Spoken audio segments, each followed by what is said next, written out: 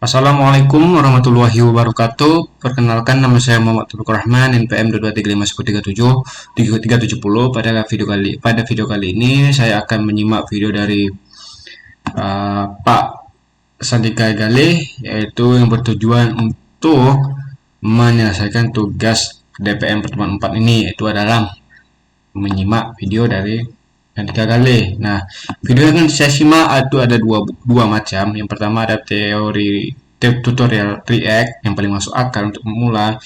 Kemudian yang kedua yaitu adalah semua tentang komponen React. Nah, baiklah, untuk video pertama akan saya tonton terlebih dahulu, yaitu adalah tutorial React paling masuk akal untuk pemula.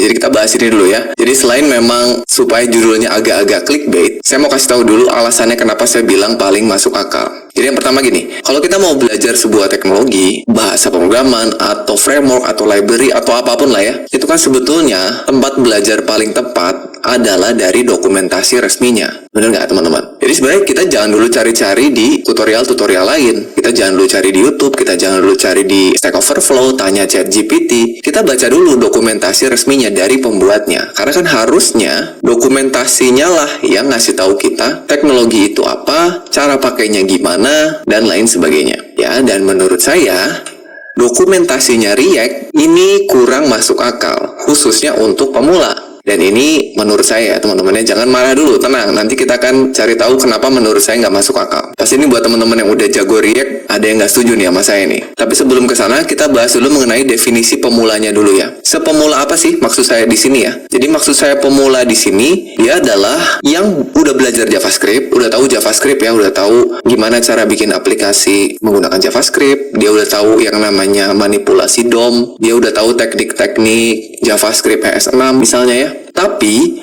belum pernah pakai React, atau bahkan belum pernah menggunakan istilahnya front-end framework gitu. Jadi udah bisa JavaScript tapi belum pernah pakai React. Itu yang saya maksudkan dengan pemula di sini ya. Supaya nanti kita sepakat dulu. Jadi silakan posisikan teman-teman di sini sebagai orang yang misalnya udah belajar JavaScript tapi belum pernah pakai React. Nah, ceritanya kita mau belajar React nih. Jadi kan kita datang dulu nih ke dokumentasinya React. Impressive power. Welcome to the Roman civilization. Your power is quite high too. Come to Rome. What?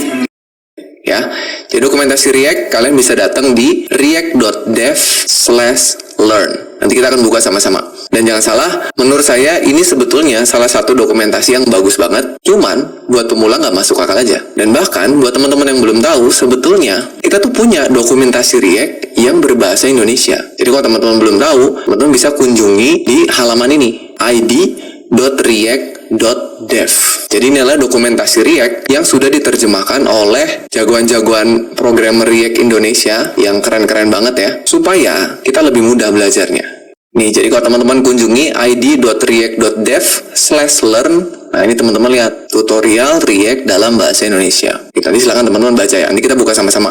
Nah, ini dibuat oleh developer-developer keren Indonesia yang ini nih. Ini maintainernya. Jadi kita harusnya berterima kasih sekali buat teman-teman developer ini yang udah bantuin kita untuk bisa baca dokumentasi React berbahasa Indonesia. Dan dari sini hampir semuanya saya kenal. Saya bahkan berkesempatan untuk ketemu langsung. Ya, mereka orang-orangnya keren-keren semua. Selain developer-developer yang jagoan, kontribusi mereka terhadap dunia open source juga luar biasa. Jadi saran saya teman-teman kunjungi link ini, lalu klik nama-nama developer ini, langsung follow aja GitHub-nya atau sosial medianya. Ya, jadi respect banget buat developer-developer Indonesia ini.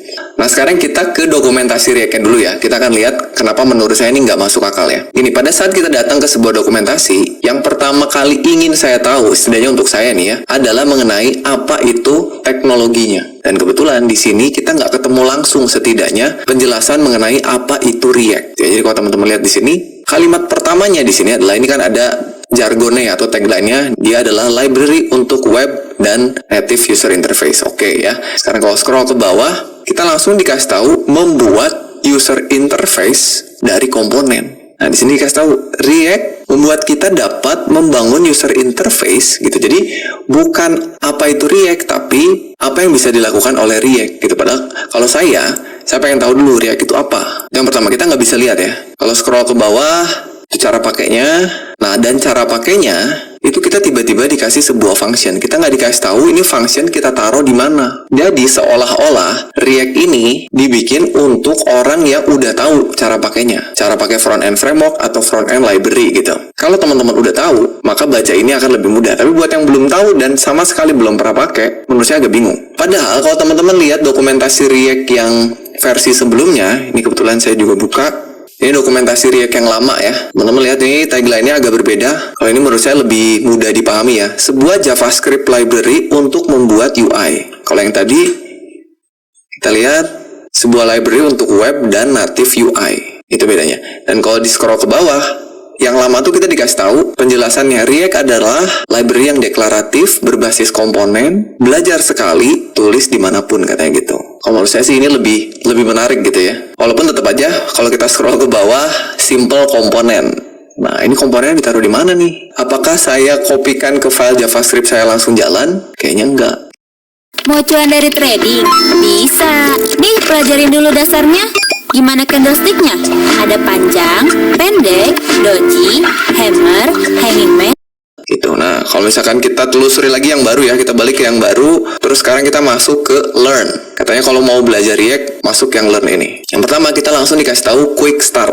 Selamat datang di React Documentation. Halaman ini memberikan kita pendahuluan ke 80% konsep React yang bisa dipakai sehari-hari katanya. Jadi langsung dikasih tahu, satu halaman ini udah ngasih tahu kalian 80% apa yang bisa dilakukan oleh React katanya. Nih, anggap kita belum ngerti apa-apa ya, baru tahu JavaScript. Kita scroll ke bawah, langsung dikasih tahu bikin komponen katanya. Ketemulah function. Nah, ini fungsinya saya taruh di mana gitu kan? Ini menurut saya agak bingung. Jadi karena saya pengen belajar React ini buat diajarin lagi, itu yang bikin saya bilang dokumentasi ini kurang masuk akal. Sampai saya udah coba buka satu-satu sampai saya masuk ke installation-nya. Nah, begitu saya masuk ke installation, ada satu menu di sini yang tulisannya Start a New React Project. Nih, katanya gini, kalau kita mau membangun sebuah aplikasi atau sebuah website yang secara full menggunakan React, kami rekomendasikan supaya kita memilih salah satu dari React Framework. Waduh, saya pikir React-nya aja belum belajar, terus kita tiba-tiba dikasih tahu kalau mau bikin aplikasi atau website pakai React, pakailah framework. Nah, salah satunya ada yang disebut dengan Next.js. Saya tadinya nggak akan mengunjungi Next.js karena saya pikir React-nya aja belum paham kan. Tapi karena setelah saya baca beberapa halaman di depan sini masih belum menemukan alasan kenapa belajar React, saya coba deh masuk ke sini, ke Next.js. Di sini ada Next.js tutorial. Nah, ini di halamannya. Setelah saya masuk ke sini, saya baca tutorialnya sedikit. Nah, saya baca ini katanya Next.js adalah sebuah framework React yang fleksibel, bla bla bla gitu ya. Ini saya masih belum ngerti. Terus ke bawah. Nah, ini ada di sini. Apa itu React? Jadi saya menemukan apa itu React bukan di dokumentasi React-nya. Mulai dari React adalah apa, bahkan dikasih tahu user interface itu apa. Nah, ini menurut saya ini lebih masuk akal. Dan kalau kalian lihat ke kiri, di atas kiri ya, ini ada satu menu yang menuliskan From JavaScript to React. Kalau kalian klik, nanti kalian bisa tahu bagaimana belajar React kalau kalian datang dari JavaScript. Nah, ini yang saya cari, gitu ya. Jadi, untuk mencari pendahuluan tentang bagaimana kita belajar React, malah saya nemunya di sini, di Next.js. Jadi, teman-teman bisa kunjungin aja linknya di sini ya, nextjs.org/learn/foundation/from-javascript to React ya. Dan ini menurut saya adalah dokumentasi React yang paling masuk akal gitu. Jadi sebetulnya maksud saya yang paling masuk akal di sini adalah dokumentasi React yang ada di Next.js. Ini paling masuk akal untuk pemula. Jadi kalau kita kembali ke sini, kalian bisa belajar mengenai React dengan mengikuti ada 9 halaman di sini ya. Ada 9 menu yang bisa kalian klik, dan ini menurut saya cocok banget buat kalian yang pemula. Jadi silakan ikutin aja tutorial yang ada di Next.js atau penjelasan yang ada di Next.js ini kalau kalian benar-benar belum pernah belajar atau belum pernah menggunakan React sama sekali. Ya, tapi kalau misalkan kalian mau belajarnya bareng-bareng sama saya untuk mengikuti tahapan-tahapan yang ada di website Next.js ini, untuk mengetahui cara pakai React seperti apa, fungsi utama yang ada di React itu apa aja, sampai nanti akhirnya kita bisa membuat sebuah aplikasi yang sangat sederhana dengan menggunakan React. Oke ya teman-teman ya, jadi itu mungkin pengantarnya sedikit keluh kesah saya mengenai dokumentasi dari React. Start solving on Google Cloud with immediate access to free credits, plus free usage of products and services. Oke teman-teman, sekarang kita masuk ke bagian yang pertama. Seperti biasa, kalau teman-teman ngikutin tutorial di channel WPU, pasti kita akan bahas dulu mengenai ketika kita mau belajar sesuatu, sebuah teknologi, framework, library, atau apapun. Pertama-tama pasti kita akan belajar dulu mengenai apa dan kenapanya dulu ya. Jadi sebenarnya apa itu React dan kenapa sih kita harus pakai React. Jadi sabar dulu, buat yang pengen bikin aplikasi pakai React, kita bahas definisinya dulu ya. Oke, sekarang kita lihat apa itu React. Jadi kalau tadi teman-teman baca di website Next.js, itu katanya React adalah sebuah library JavaScript untuk membuat antarmuka pengguna atau UI, user interface ya. User interface itu antarmuka pengguna yang interaktif. Teman-teman pelajari keyword-keyword yang ada di kalimatnya. Nah, sedangkan antarmuka pengguna itu adalah elemen-elemen pada layar yang kalian bisa lihat dan kalian interaksikan. Ya, bisa diklik, bisa digeser, bisa di-scroll, bisa kalian input sesuatu. Jadi pokoknya yang bisa kalian lihat dan interaksikan itu adalah user interface atau antarmuka pengguna. Nah, terus berikutnya kenapa sih React disebut library? Kenapa bukan disebut framework? Nah, ini katanya. Dia disebut library karena React itu menyediakan fungsi-fungsi untuk membangun UI. Jadi dalamnya kita bisa pakai fungsi-fungsinya, tapi terserah kita sebagai developer mau pakai fungsi yang mana. Jadi nggak ada aturan khusus harus bikinnya sesuai urutannya seperti ini. Nggak ada aturan khusus kalian harus bikin struktur foldernya seperti apa, arsitekturnya seperti apa. Ada best practice-nya, tapi secara umum diserahkan atau dibebaskan ke para developernya. Kenapa? Karena React itu disebut sebagai library yang unopinionated. Jadi silakan aja bebas para penggunanya untuk beropini atau menggunakan caranya masing-masing gitu. Beda dengan framework, banyak framework yang udah diatur dari mulai instalasinya, struktur foldernya udah dibikinin, konfigurasinya udah dikasih tahu, tinggal kita edit-edit ya seperti itu. Jadi React relatif unopinionated. Terserah kita sebagai developer untuk pakainya mau kayak gimana. Nah, itu menyebabkan si ekosistem dari React ini jadi besar dan berkembang. Karena banyak cara, banyak ragam, banyak varian, banyak gayanya masing-masing gitu untuk ngoding menggunakan React. Sehingga tools pihak ketiganya itu banyak banget. Ya, ini bisa jadi keuntungan, bisa jadi kerugian ya. Kalau untuk yang baru mulai belajar atau pemula, biasanya sesuatu yang unopinionated itu malah bikin bingung gitu ya. Buat yang udah expert, buat yang udah tahu, bisa bongkar pasang, bisa ubah sana, ubah sini. Yang unopinionated itu bisa membebaskan dirinya. Jadi buat pemula kadang-kadang justru yang opinionated, yang udah dikasih tahu caranya yang lebih mudah. Ya, tapi itu ada dua perbedaan aja ya. Nah, sekarang kita lihat sejarahnya sedikit ya. Jadi React ini dibuat pada tahun 2013 awalnya ya, oleh seorang yang namanya Jordan Walk. Dia adalah seorang engineer di Facebook. Kayaknya sampai saat ini juga masih ya. React saat ini udah ada di versi 18.2.0. Ya, jadi saat video ini dibuat, itu 18.2.0. Mungkin aja teman-teman yang nonton nanti di masa yang akan datang, ini udah lebih baru. Jadi selalu pastikan, sesuaikan. Siapa tahu nanti versinya berbeda, dokumentasinya beda, cara pakainya juga beda. Nah, pertama kali dibuat, itu karena Facebook tuh makin besar ya. Jadi saat itu tuh lagi nge-develop Facebook Ads. Mulai ada fitur chatting yang di bawah kanan tuh ya. Terus karena baru mengakuisisi Instagram, Facebook tuh lagi melakukan integrasi supaya antara Instagram sama Facebook itu bisa informasinya seamless gitu. Melakukan update di Facebook, Instagram ikut berubah, melakukan update di Instagram, yang ada di Facebook juga bisa ikut berubah gitu misalnya ya. Terus juga lagi bikin atau ngembangin mobile app-nya untuk Facebook. Sehingga UI dari masing-masing aplikasi tadi itu kan harus lebih mudah dikelola. Kalau kita misalnya melakukan sesuatu di mobile, ya pasti kan pengennya yang di desktop berubah gitu. Nah, untuk melakukan itu, makanya dikembangkanlah si React ini. Walaupun sebelumnya namanya bukan React, dia menggunakan nama yang lain atau bahkan library atau framework yang lain ya. Dan ini teman-teman sebetulnya bisa lihat di halaman dokumentasi React di bagian community, terus ada React video. Jadi teman-teman masuk ke dokumentasinya React, di atas ada community, nanti masuk di bagian video di sini ya. Ini ada video penjelasan mengenai React dari mulai yang paling baru, ini React Conference, sampai yang paling bawah nih. Yang tadi saya jelaskan itu ada di paling bawah nih, video pertama tentang React. Ini saran saya teman-teman nonton ya, videonya ini keren banget ya. Jadi ini si Jordan Walk-nya ini ada Tom Okino, dia ngejelasin mengenai awal mula kenapa sih ada React gitu ya. Ini sakti banget nih.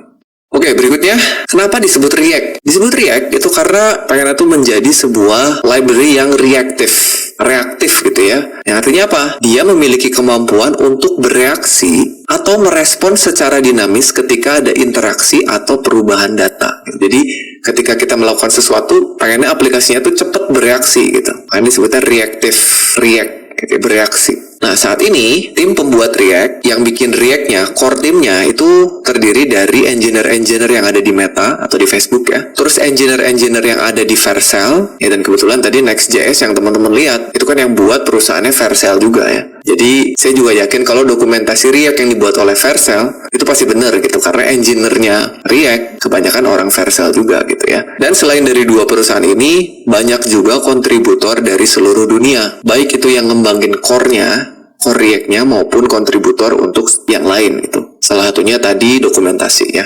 Nah, dan sampai saat ini yang mantep nih ya, yang keren, React ini sudah diunduh atau di-download sebanyak 19,3 juta kali kalau kalian lihat statistiknya di NPM. Dan kalau kalian buka repositorinya di GitHub, itu yang ngasih star udah 200.000 lebih gitu star. Jadi sangat populer sekali ya. Itu ya, jadi teman-teman sedikit mengenai React, apa itu React, terus sejarahnya React, terus awal mula React seperti apa. Mudah-mudahan jadi kebayang lah ya. Berikutnya, kita masuk ke bagian kedua. Kita akan mencoba untuk transisi dari JavaScript ke React. Kita lihat dulu, kalau misalkan teman-teman udah tahu JavaScript, mau masuk ke React itu sebenarnya apa sih yang ditawarkan oleh React itu? Apain pakai React kalau JavaScript aja bisa melakukan hal yang bisa dilakukan oleh React? Kita lihat ya, jadi supaya nanti ke depannya kita bisa paham React-nya kalau kita udah paham JavaScript. Masih bingung buat website WordPress? Pilih Hostinger dan kamu bisa bikin WordPress dengan cepat. Ada control panel dengan desain yang menarik dan intuitif. Website WordPressmu dijamin aman dengan SSL gratis dan pendeteksi malware. Oke, kita lihat. Kita mulai dengan mengingat-ingat kembali gimana caranya halaman web kita atau browser kita ngerender UI hasil codingan HTML kita. Atau istilahnya bagaimana browser itu menginterpretasi coding kita untuk menghasilin UI. Nggak usah ngomongin yang interaktif dulu, sebetulnya menghasilkan UI aja dulu ya. Nih, jadi saat kalian ngoding dengan kode yang ada di sebelah kiri, ini contohnya kan, kita kalau ngoding web tuh pasti punya struktur seperti ini ya. Ada HTML, ada body, di dalamnya kita bisa bikin ada div-nya. Terus kalau mau bikin judul halaman pakai heading, kalau mau bikin list pakai UL atau OL, dalamnya ada LI. Ya, jadi ini yang kita ketikkan di kode editor kita ya. Begitu kita save dan kita buka di browser, nah sebetulnya yang terjadi adalah browser akan membuat sesuatu yang disebut dengan DOM. Ya, pasti udah tahu kan? Dokumen Object Model. Jadi dia akan memodelkan struktur coding yang sebelah kiri menjadi ilustrasinya adalah sebuah DOM tree, pohon DOM. Ya, kenapa disebut pohon DOM? Karena ada hierarkinya. Sama seperti hierarki susunan atau silsilah keluarga gitu ya. Ada parent, ada child.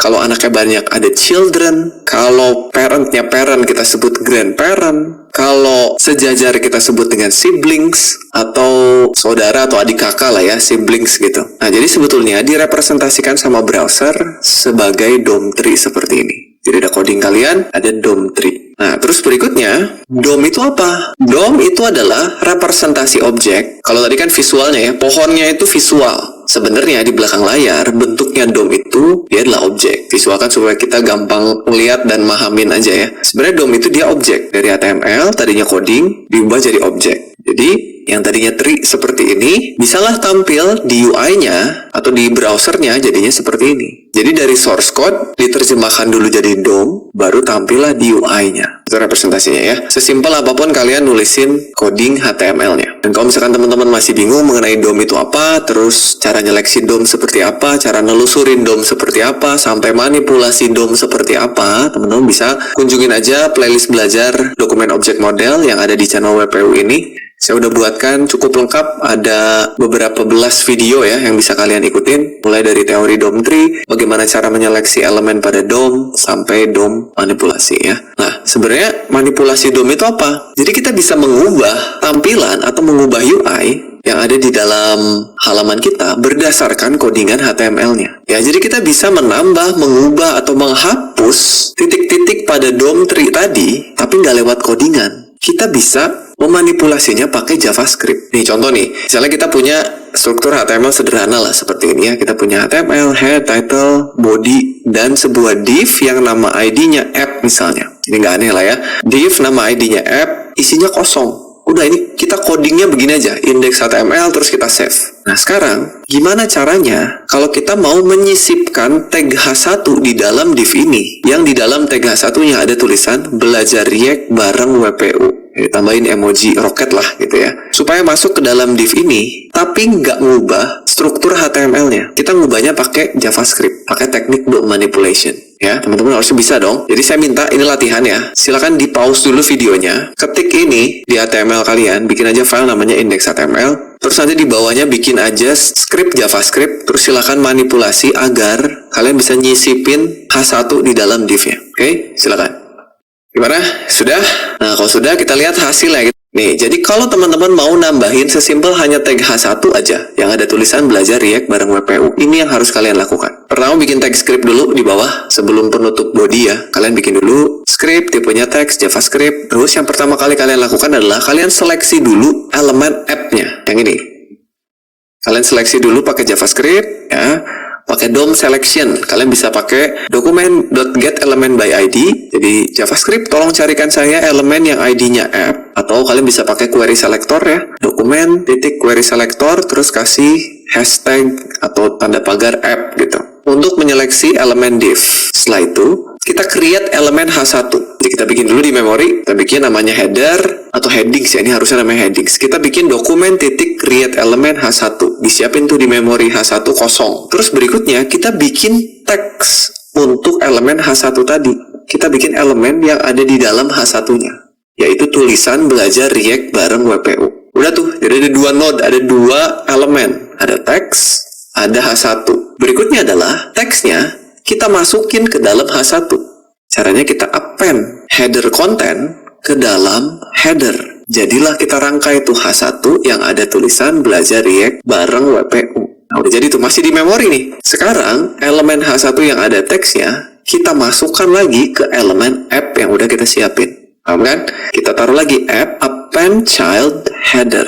Masuklah tuh H1 ke dalam div yang kosong tadi. Sekarang kalau kita lihat di browser, muncul tuh belajar React bareng WPU. Simple banget. Ini bisa dilakukan pakai DOM selection dan DOM manipulation. Ya, mudah-mudahan kalian nyobain tadi ya. Nah, sekarang kita lihat bedanya antara source code yang pertama kali kita buat dengan hasil yang udah ditampilkan. Ya, ini perbedaan kode awal dan setelah dilakukan manipulasi DOM. Nih, kalau teman-teman klik kanan lalu view page source, yang teman-teman lihat adalah codingan awal. Ada coding div app yang kosong, lalu ada script buat manipulasi DOM-nya. Di sini H1-nya nggak ada, karena H1-nya dibikin pakai JavaScript kan. Nah, tapi kalau teman-teman klik kanan lalu pilih inspect, tampilnya begini. Lihat codingannya beda. Ini di sebelah kiri nggak ada H1-nya, tapi di sebelah kanan ada H1-nya. Jadi kalau teman-teman buka webnya pakai inspect, lalu klik tab elemen, ini adalah representasi dari DOM setelah kita lakukan manipulasi pakai JavaScript. Gitu ya. Jadi inilah yang dilakukan ketika kita mau memanipulasi website pakai JavaScript. Oke, harusnya sih nggak ada yang aneh ya. Jadi manipulasi DOM menggunakan JavaScript, itu yang pertama, HTML yang kalian tulis itu merepresentasikan konten halaman awalnya. Jadi codingan awal tuh merepresentasikan konten halaman awalnya. Nah, DOM itu merepresentasikan konten halaman yang telah diupdate atau yang udah diperbaharui menggunakan JavaScript tadi. Nah, kalau kalian mengubah DOM menggunakan JavaScript polos atau istilahnya vanilla JavaScript, nggak pakai framework, nggak pakai library apapun, emang kelihatannya sakti ya. Kita bisa nambahin satu elemen kayak tadi ya, nambahin H1, kita mau nambahin paragraf, kita mau bikin supaya elemennya bisa diklik pakai JavaScript, bisa, dan kelihatannya keren gitu ya. Tapi nulisnya ribet teman-teman. Mungkin tadi nggak kelihatan karena kita nambahinnya cuma satu elemen H1 doang gitu ya. Tapi bayangin ketika kalian mau bikin halaman yang utuh, bikin button, bikin card, bikin navbar, bikin slider gitu, tapi pakai JavaScript, kalian nggak tulis manual tuh si HTML-nya. Semakin banyak yang harus kalian buat pakai JavaScript, pasti makin ribet karena harus diseleksi, harus di-create elemennya, dimasukin ke dalam elemennya, ribet gitu ya lama-lama. Yang tadi kalian coba itu kan ditulis manual buat nambahin satu buah H1. Buat nambahin H1 aja kalian nulisnya begini. Bikin dulu elemennya, bikin teksnya, masukin teks ke elemen, masukin elemen ke wadahnya gitu ya. Bayangin kalau kalian punya paragraf, bayangin kalau kalian punya list item, ada berapa create elemen yang harus ditulis gitu. Jadi semakin banyak, kalau pakai teknik yang tadi, pakai JavaScript polos, pakai vanilla ya, waktu yang kalian butuhin pasti banyak kan, lama gitu ya. Nanti kita sebagai developer tuh bakalan ngabisin waktu buat nulisin bagaimana sesuatu akan dilakukan. Kayak tadi kan satu-satu tuh, bikin elemen, masukin elemen, simpan elemennya ke div, baru tampilin. Jadi kita capek gitu, nulisin satu-satu, gimana. Nah, alangkah lebih baik, enaknya gitu ya, kita bisa nulisin apa yang harus dilakukan. Bukan gimana caranya, tapi bikinin saya tombol, bikinin saya heading. Enaknya kan gitu ya. Dan biarkan komputer yang mikirin langkah-langkahnya gitu. Kan enaknya gitu, daripada kita nulisin satu-satu, mending kalian kasih tahu aja, bikin heading. Udah nanti yang ngerangkai, bikin elemen, masukin ke sini, itu pengennya sih biarin si komputernya gitu. Nah, hal ini apa dan bagaimana ini ada istilahnya teman-teman. Ada yang disebut dengan imperatif atau deklaratif programming. Yang kita lakukan di JavaScript tadi, yang polos itu disebut dengan imperatif. Ya, sedangkan yang ingin kita lakukan itu disebut dengan deklaratif. Ya, atau supaya lebih jelas kita bahas sedikit ya. Imperatif dan deklaratif programming. Jadi imperatif programming itu nulisin langkah demi langkah bagaimana sesuatu harus dilakukan. Bikin elemen, masukin kemana gitu ya, satu-satu gitu. Sedangkan deklaratif menuliskan apa yang pengen dihasilkan. Bikinin saya tombol, bikinin saya heading, gitu ya. Bikinin saya card, bikinin saya navbar. Itu deklaratif, mendeklarasikan. Atau istilahnya gini deh, kalau imperatif programming itu seperti kalau kalian ke restoran, pengen pizza gitu ya. Tapi kalian nggak bilang pengen pizza, nggak, saya pengen pepperoni pizza gitu ya. Tapi nggak, kalian datengin kokinya, terus kalian bilang satu-satu, Pak Koki, tolong bikin adonan, terus ratain adonannya, terus masukin toppingnya, terus masukin ke oven dengan suhu sekian, tungguin. Nah, kalian kalau nyuruh-nyuruh gitu ke kokinya di restoran, diusir pasti. Makanya nggak gitu, kalian datang ke restoran, kalian pesan aja, mau bikin apa. Dan kayaknya kalian nggak terlalu peduli gitu langkah-langkah yang dilakukan oleh si kokinya. Yang penting makanannya datang, dimakan enak. Itu namanya deklaratif programming. Nah, kenapa saya jelasin imperatif dan deklaratif? Karena React itu merupakan UI library yang deklaratif. Nah, dari sini aja, dari satu kalimat ini aja, harusnya kalian udah bisa setidaknya memahami bahwa, React ini membuat sesuatu yang tadinya imperatif, yang harus kita tulis satu-satu tadi, bisa jadi deklaratif gitu. Itu aja harusnya udah bikin kita senang gitu. Berarti mempermudah nih. Ya, jadi itu sedikit penjelasan mengenai apa yang React ingin lakukan gitu. Nah, itu lagi cari kelas gratis software engineering yang praktik langsung seperti ini. Join Revoyu Fundamental Course saja. Selama 10 hari, kamu akan belajar dasar dan praktik langsung tools-tools software engineering. Nah, berikutnya, yang seru nih, kita masuk ke bagian ketiga, yaitu kita akan mulai bekerja dengan React. Nah, di sini kita akan coba bikin aplikasi yang sangat sederhana ya, menggunakan React. Nah, jadi buat kalian yang nggak sabar pengen ngoding React, sekarang lah saatnya ya. Mari kita mulai React ya, kita baca dulu penjelasannya dikit. Yang pertama nih, kalau kita mau menggunakan React, kita butuh 2 script React yang kita panggil lewat sebuah CDN, atau Content Delivery Network. Jadi kita bisa menjalankan React-nya dengan memanggil library React-nya di dalam script kita. Ini bukan cara yang disarankan, tapi ini cocok banget buat kalian yang masih pemula dan baru pakai React. Jadi kita nggak perlu mikirin dulu gimana cara ngompil React-nya atau melakukan bundling pada React-nya, menggunakan sistem modulnya React. Nggak perlu, kita bisa jalanin lewat file HTML yang sangat sederhana. Ya, nanti kita lihat gimana caranya. Nah, tadi katanya ada 2 script, apa aja? Itu yang pertama adalah kita panggil React-nya itu sendiri sebagai library utamanya. Terus di bawahnya kita panggil package yang namanya React DOM supaya kita bisa menggunakan metode untuk manipulasi DOM-nya. Yang mempermudah kita kalau mau nambah elemen, ngapus elemen, ngubah elemen, dan seterusnya. Ya, jadi ada 2. Kalian nulisnya begini, misalkan kalian punya indeks HTML, kasih aja struktur dasar ya, kasih div kosong sebagai tempat penampungannya tadi. Kalau tadi kan pakai JavaScript, kita lihat divnya kita kasih ID app. Nah, kalau sekarang React ngasih namanya ganti ya. Kalau React sebelumnya, React 17 itu ID-nya app, tapi di React 18 dia ganti ID-nya jadi root. Nah, kenapa? Nanti kita lihat ya. Tapi yang pasti nih, yang tadi saya bilang React-nya manggil 2 script tuh ini. Jadi ada script React-nya, React 18 dari sini, dan juga React DOM dari sini. Nanti di dalamnya kita tinggal buat nyiapinnya. Ini sebenarnya buat nyiapinnya kalian bikin JavaScript yang memanggil si root ini sebagai kontainer. Atau kalau misalkan teman-teman nggak mau ngetikin ini, males pak ngetik gitu ya, kita kunjungin dokumentasinya React. Silakan datang ke dokumentasinya React, terus klik Learn, terus kita ke Installation supaya dapetin filenya ya. Kalian scroll ke bawah. Ada di sini, try React locally. Nah, ini kalian bisa download aja nih di sini. Jadi kalau kalian klik, nanti kalian akan diarahkan ke sebuah script yang ada script React-nya. Ya, yuk kita siapin. Buka kode editornya. Di sini saya bakalan pakai Visual Studio Code. Oh ya, tapi sebelumnya tolong siapin dulu folder ya, teman-teman ya. Saya udah nyiapin foldernya di desktop. Saya kasih nama foldernya belajar React seperti ini. Supaya nanti kita bisa nyimpen filenya di dalam. Ya, kalau sudah, silahkan buka VS Code-nya.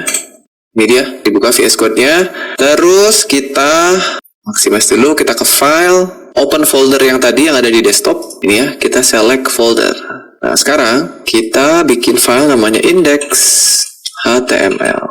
Oke, kalian boleh copyin semua script yang tadi dari dokumentasi React-nya, tapi kita akan copyin dikit-dikit supaya nanti kita paham maksud dari masing-masing barisnya apa. Oke, jadi teman-teman boleh ketik aja tanda seru tab di sini.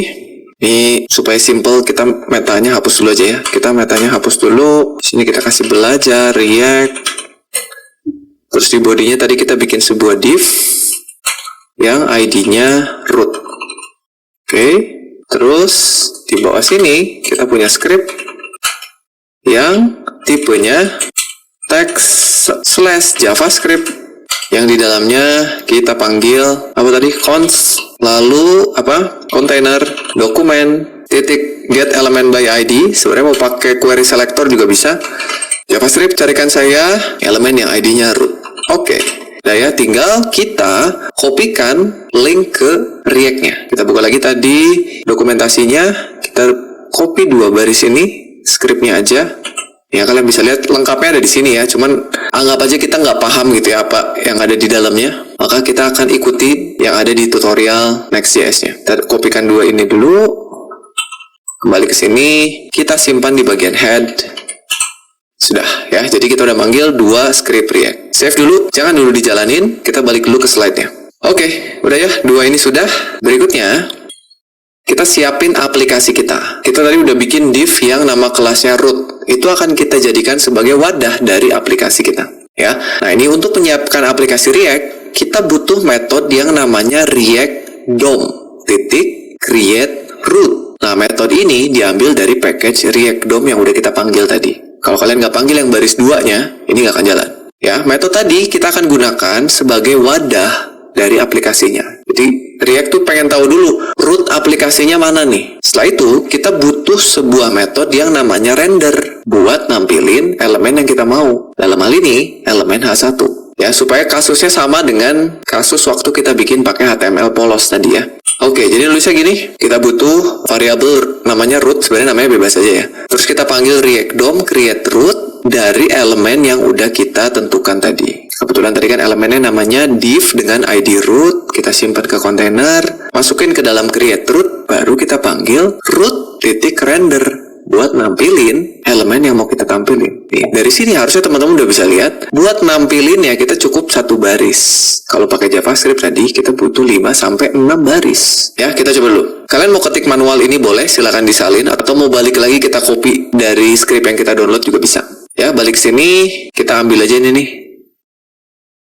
Ambil, cuman kan di sini tulisannya my app ya. Nah, ini disebutnya komponen, kita masih akan bahasnya nanti ya. Kita copy dulu aja. Kita simpan di bawah sini. Nah, rendernya kan kita nggak mau my app. Ini apa? Kita belum belajar nih. Kita bikin manual aja. Kita pakai H1. Kita tulis H1 dulu ya. Terus misalnya kita tadi mau tulisannya apa? Belajar React bareng WPU atau bareng Padika. Itu. Kita munculin roketnya. Pencet kalau kalian pakai Windows, pencet Windows titik. Terus cari aja roket. Nah, ini ya supaya muncul. Sudah, nampilinnya cukup 1 baris. Nah, buat ngejalaninnya, teman-teman bisa, kalau pakai VS Code, klik kanan, terus open with live server. Kalau misalkan nggak ada, Pak, saya kok nggak ada live servernya? Install dulu. Klik tombol extension di sebelah kiri, terus cari aja live server. Ini sebuah extension buat menampilkan web menggunakan local servernya. Nih, silahkan diinstal. Kalau sudah, nanti kalau diminta restart VS Code-nya, restart aja. Tapi kalau nggak, ya nggak usah. Udah, balik lagi, kita tutup sidebar-nya, klik kanan, open with live server. Nah, tampilnya kosong gini teman-teman, mana H1-nya? Kalau kosong tampilnya atau nggak tampil apa-apa, itu kemungkinan ada error. Nah, mari kita lihat errornya di mana ya. Caranya kalian klik kanan, terus inspect, terus kalian ke konsol. Nah nih, ada error nih. Katanya unexpected token. Kenapa nih? Ternyata React tidak mengenali tag H1 di dalam rendernya. Loh, kenapa? Mari kita kembali dulu ke slide. Ya, harusnya teman-teman juga sama. Harusnya error. Ya, errornya kayak gini tuh. Unexpected token. Ternyata memang ini adalah error yang diharapkan gitu. Justru kalau nggak error, H1-nya tampil, nah itu justru ada yang aneh tuh. Kenapa error? Nih, karena ternyata React-nya nggak mengenali H1.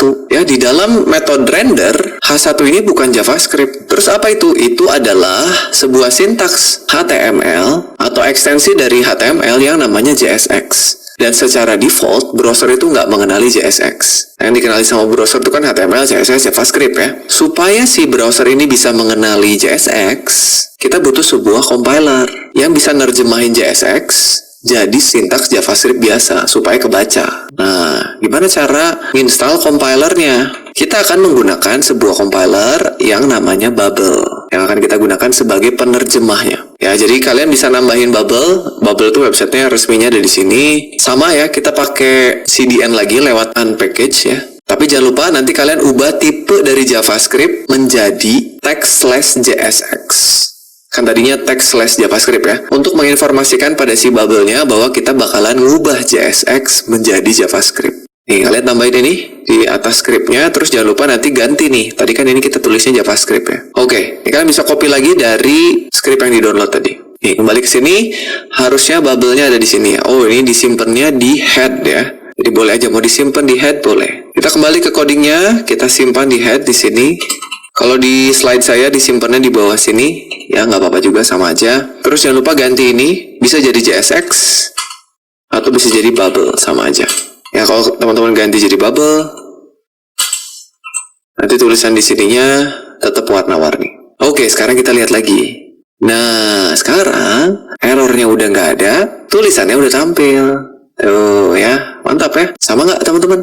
Jadi, saya ucapkan selamat buat kalian karena itu adalah aplikasi React pertama kalian. Ya, harusnya sekarang semuanya udah berhasil nampilin web seperti ini. Nah, dan sekarang kita akan lihat, kita akan bandingin ya, script vanilla JavaScript dan script React yang udah kita buat. Nih, ini JavaScript buat nampilin H1 yang tulisannya belajar React bareng WPU tadi, sedangkan React seperti ini. Nah, mungkin teman-teman bilang, Pak, cuma beda 2 baris, Pak. Nggak apa-apalah pakai JavaScript. Ya memang, kalau elemennya cuma 1, bedanya 2 baris. Tapi bayangin kalau misalnya kalian bikin elemennya ada 5, 10, 20, akan menduplikat berapa baris ini? Kalau di React, nambahnya nggak akan terlalu banyak. Tapi kalau pakai vanilla, nambahnya bisa berkali-kali lipat. Ya, jadi menggunakan React itu bisa mempermudah atau mempersingkat manipulasi DOM kita. Mantap ya. Sekarang sebelum lanjut, kita bahas dulu dikit mengenai JSX kali ya. Apa sih sebenarnya JSX itu, Pak? Apa bedanya sama HTML? Nah, kita lihat ya. Jadi JSX itu adalah sebuah ekstensi sintaks untuk JavaScript yang biasanya dipakai untuk deskripsiin UI yang sintaksnya kayak HTML. Jadi sebenarnya yang kita tulis di dalam metode render tadi itu JavaScript. Ya, nanti kalian bisa lihat tuh gimana caranya JSX bisa keluar masuk JavaScript dengan mudah. Tapi sebenarnya itu JavaScript yang bisa nulisin sintaks kayak HTML, mirip HTML. Nah, meskipun ada cara lain untuk bikin komponen tuh ya istilahnya elemen HTML-nya gitu ya. Ada cara lain, tapi kebanyakan developer React itu pakai JSX untuk bikin komponennya. Jadi kita ikutin aja ya, kita pakai JSX saja. Sintaks JSX ini kelihatannya kayak HTML, tapi dia lebih strict. Nah, striknya gimana nanti kita lihat ya. Dan dia juga bisa nampilin informasi yang dinamis. Beda seperti HTML yang statis. Nah, untuk nulisnya kita harus ingat 3 aturan JSX. Jadi JSX itu punya 3 aturan penting yang harus kita ingat-ingat. Apa aja? Kita bahas satu-satu. Aturannya ada di sini ya. Kalau teman-teman mau lihat dengan lebih detail, ada di dokumentasi React-nya. Yang pertama, JSX ini pada saat kita render harus selalu mengembalikan 1 buah elemen. Gak boleh lebih dari 1. Nah, tapi kan kalau kita bikin komponen, elemennya banyak, Pak. Misalnya bikin card, kan dalamnya ada tulisan, ada gambar, ada tombol. Gimana bikinnya? Kita lihat. Yang kita udah coba, itu kan pada saat kita ngerender, kita nampilin cuma 1 elemen ya. Elemen H1 yang ada tulisannya. Ini nggak masalah, karena cuma 1 elemen. Jadi aman. Tadi tampil dengan normal. Udah tampil. Sekarang gimana kalau gini? Pada saat kita ngerender, di dalamnya ada 3 elemen. Nah, kalau kalian tulis begini, error pasti. Karena metode rendernya tidak mengembalikan satu elemen, malah 3 elemen. Kalau kalian pengen bikin ini menjadi satu komponen, yang harus kalian lakukan adalah membungkus 3 elemen ini ke dalam satu elemen lagi. Karena kalau ini dijalanin, ini pasti error. Tuh ya. Jadi kalau misalkan ada elemen JSX yang sejajar gitu, yang bersebelahan, maka dia harus dibungkus dengan tag pembungkusnya. Nah, apakah yang Anda maksud adalah JSX fragment? Jadi JSX fragment itu adalah banyak elemen yang mau kita jadikan satu, tapi tanpa bikin elemen baru. Sebenarnya kalian bisa bungkus ini pakai div, tapi nanti divnya jadi elemen sendiri. Kalau kalian nggak mau, kalian bisa bungkus pakai tag kosong kayak gini. Pokoknya, metode rendernya harus ngembaliin satu elemen. Ya, maka ini akan normal. Dengan asumsi kalian udah punya gambarnya. Ya, itu yang pertama. Jadi harus ngembaliin satu elemen. Ingat-ingat. Yang kedua, kalian harus selalu tutup semua tagnya. Nah, ini yang saya bilang tadi salah satu karakteristik JSX yang strict. Kalau HTML itu nggak semua elemennya kita butuh tutup tagnya, teman-teman. Kayak misalkan kalian bikin tag UL terus di dalamnya ada LI-nya. Kan LI itu punya buka LI sama tutup LI ya. Kalau kalian hilangin tutupnya, jadi LI buka tulisan nggak ada tutupnya, itu boleh. Sama HTML-nya boleh aja. Tapi kalau JSX wajib ditutup. Itu contohnya kayak gini. Ya tadi semua udah benar, H1-nya ada tutupnya. Bahkan kalau ada tag yang nggak punya pasangan, yang nggak punya penutup, tag tersebut harus self-closing. Jadi ini harus ditutup nih. Padahal kalau HTML nggak ada tutupnya begini, nggak masalah. Kan kalau tag pembuka, tag penutup tuh oke lah ya. Biasanya juga kalian lakukan. Bahkan kalau di VS Code udah ditutupin manual. Tapi kalau kalian lupa, misalnya nggak pakai tutup, kayak gini, error dia.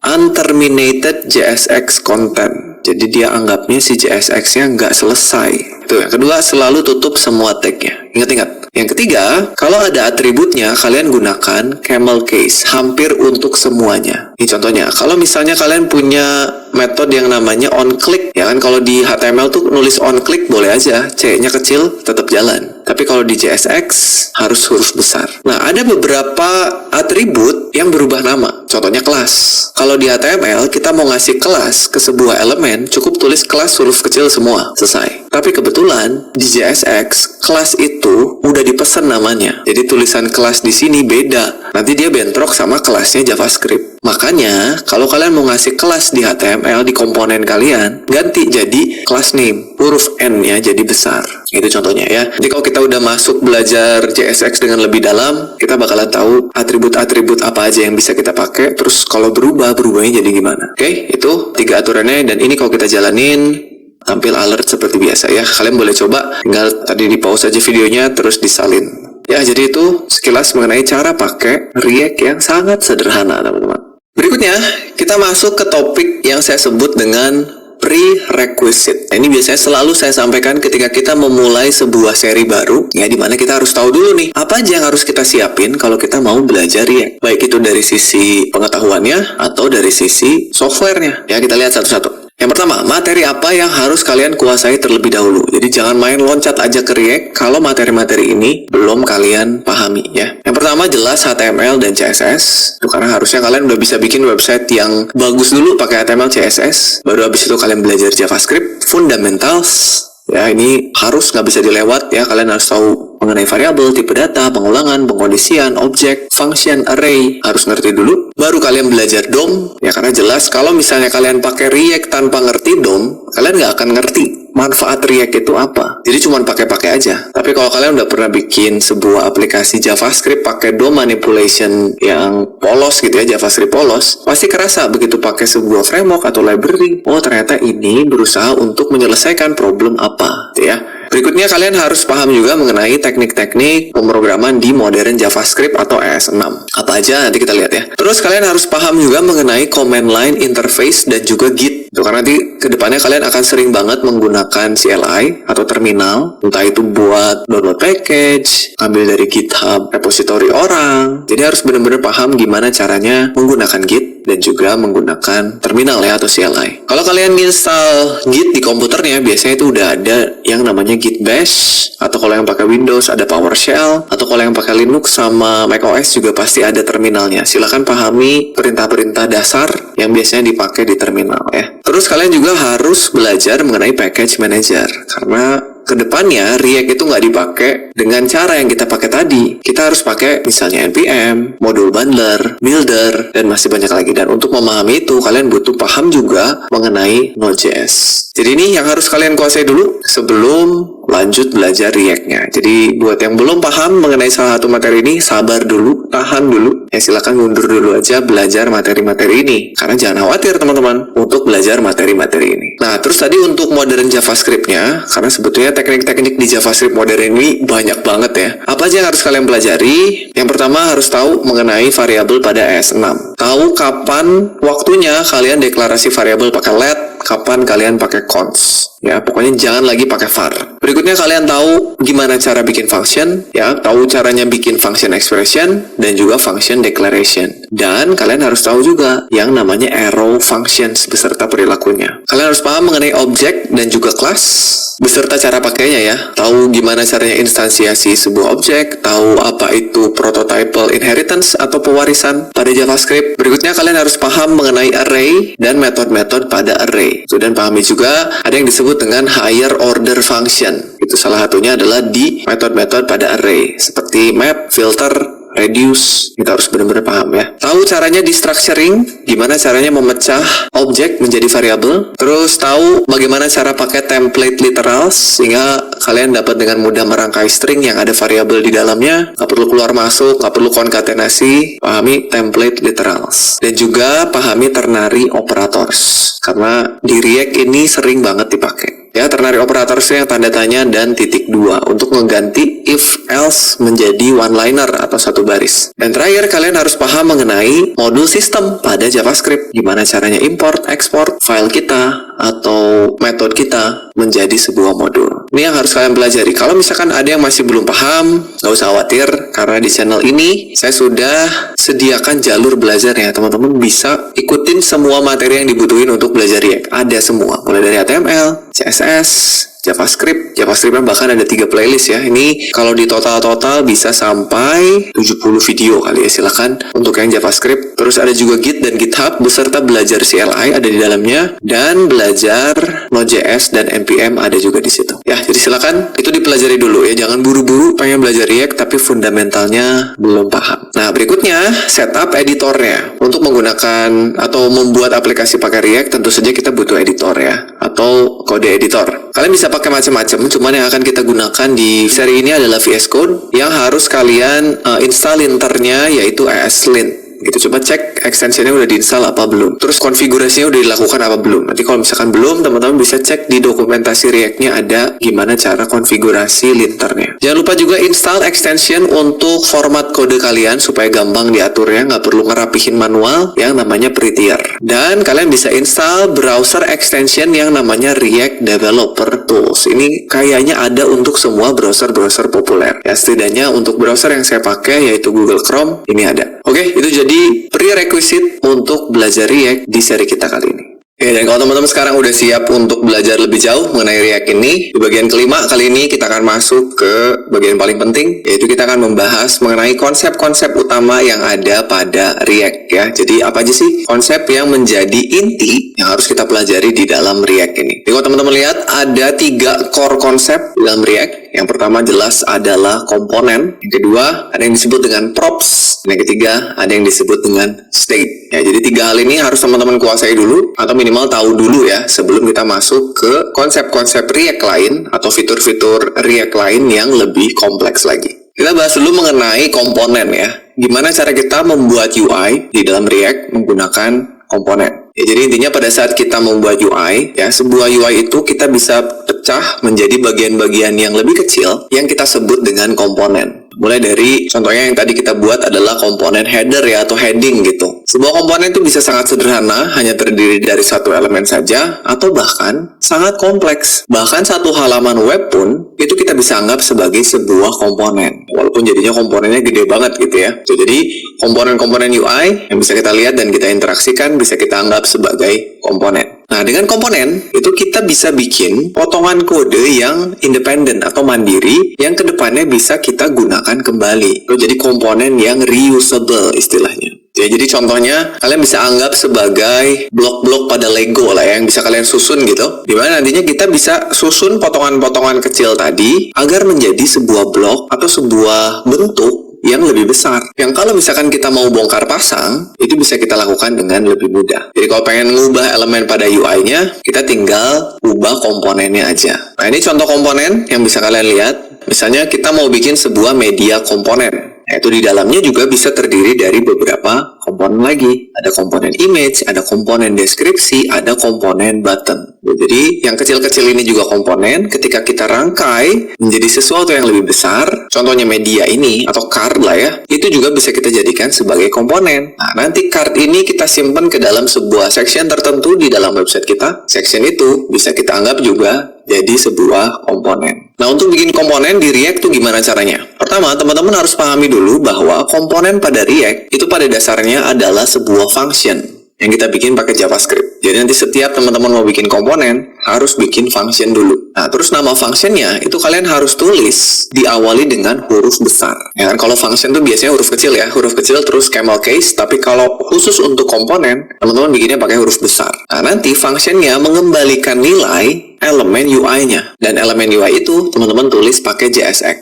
Ya, jadi strukturnya HTML tapi di dalamnya bisa pakai JavaScript. Nah, nanti pada saat mau ngerendernya, teman-teman panggil seolah-olah dia adalah tag HTML. Itu sama kayak tadi kita manggil H1 gitu. Tapi sekarang kita manggil komponennya dengan ada tag pembuka dan tag penutupnya. Ya, contohnya kayak gini. Jadi kalau tadi tulisannya kita langsung tulis di metode render, sekarang kita tarik untuk jadi sebuah komponen terpisah. Caranya teman-teman bikin sebuah function, misalnya kita kasih nama header, depannya huruf besar, terus dalamnya kalian nge-return JSX-nya. Jadi yang tadinya ada di render, pindah ke function header. Terus pada saat di render, kita tinggal panggil komponennya, tapi pakai lebih kecil dari dan self-closing tag-nya. Gini, ya, mari kita coba ya. Kita balik ke codingnya lagi. Sekarang kita akan ubah agar komponen kita yang tadinya langsung ditulis di render jadi sebuah komponen terpisah ya. Kita bikin functionnya di sini. Function huruf besar header misalnya. Nulisnya kayak function biasa, langsung return kurung buka kurung tutup JSX-nya. Ini kita cut aja. Cut, masukin ke dalam. Tinggal kita panggil header. Jangan lupa ditutup tag-nya ya. Jadi ini caranya kalau mau pakai gaya komponen ya. Kita save dulu, kita lihat hasilnya. Oh ya, sama aja. Sekarang kalau kita lihat, kita inspect elemennya ada di sini ya. Di belajar React bareng Pak Dika dalam bentuk H1. Berikutnya, kita bisa bikin komponen yang bersarang. Jadi kita bisa bikin komponen berada di dalam komponen lain. Kita lihat, sebuah aplikasi itu biasanya di dalamnya terdapat banyak komponen. Jadi kayak tadi kita lihat media komponen, itu di dalamnya ada 3 komponen. Jadi dibentuk oleh komponen-komponen kecil lain di dalamnya. Kita bisa nyimpan komponen di dalam komponen lain. Contohnya nih, kita mau masukin komponen header yang udah kita buat tadi ke dalam komponen homepage. Jadi misalnya satu halaman penuh kita mau bikin dia jadi sebuah homepage yang di dalamnya kita bikin strukturnya. Misalkan ada header, ada main, ada footer gitu misalnya ya. Nah, tapi di sini kita mau bikin headernya dulu aja. Nah, caranya kita harus bikin function untuk setiap komponen yang mau kita buat. Caranya gini. Jadi tadi kita udah punya komponen header, sekarang kita punya komponen homepage. Yang di dalamnya, ingat kita harus mengembalikan sebuah elemen ya, ini aturan JSX, yang di dalamnya ada header. Kalau mau pakai div gini boleh, atau kalau mau bikin sebagai fragment,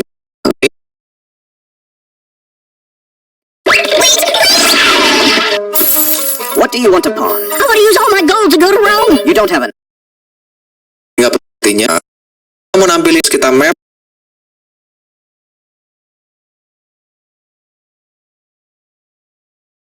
state, di mana set state ini ketika kita panggil dia mengembalikan nilai berupa array. Ingat array ya, nilai di dalamnya bisa banyak. Dan nanti kita bisa akses isinya pakai destructuring. Set state mereturn array yang bisa kita ambil pakai destructuring. Elemen pertama pada array, hasil kembaliannya itu adalah nilai dari state-nya. Apa yang mau kita kelola? Variabel nih, variabel yang mau kita kelola. Itu elemen pertama. Elemen keduanya bentuknya function yang bertugas untuk mengubah nilai elemen pertama tadi. Yang satu nilainya yang mungkin berubah-ubah, yang satu fungsi untuk mengubah nilainya.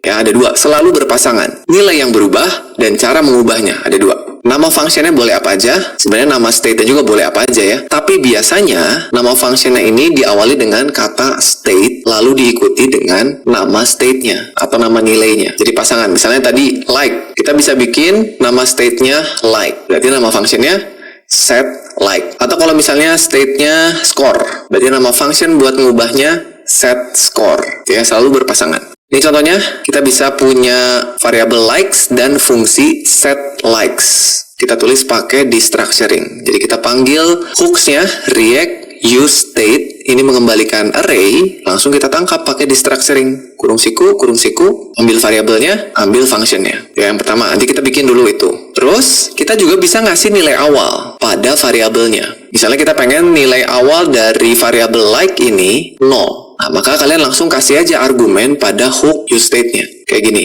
Nah, ini akan menentukan bahwa nilai awal dari variabel likes itu 0. Kalau mau diubah jadi 1 gimana? Nanti pakai set likes. Kita lihat. Set likes itu disebutnya state updater function. Sebuah function yang bisa mengupdate nilai dari state, variabel state. Ya, jadi set likes tadi namanya state updater function. Untuk menjalankan function, si set likes ini kita bisa panggil di dalam function lain di komponen kita. Ya, jadi kita bisa bikin function set likes gitu misalnya. Misalnya gini, kita mau ubah nilai likes agar bertambah 1 setiap tombol diklik. Dan misalnya, kita akan lakukan di dalam sebuah function yang nanti kita buat namanya handle click. Ini function ketika event dijalankan. Ketika tombol diklik, panggil function namanya handle click. Nah, di dalam handle clicks nanti, kita panggil set likes gitu ya. Kayak gini. Panggil set likes, di mana nanti di dalamnya likes akan bertambah 1. Itu cara ngelola state di dalam React. Nah, nyimpan handle click-nya di mana? Ini bisa kita simpan di dalam komponen kita. Ya, kita lihat saat kita bikin event handler-nya. Nih, jadi terakhir,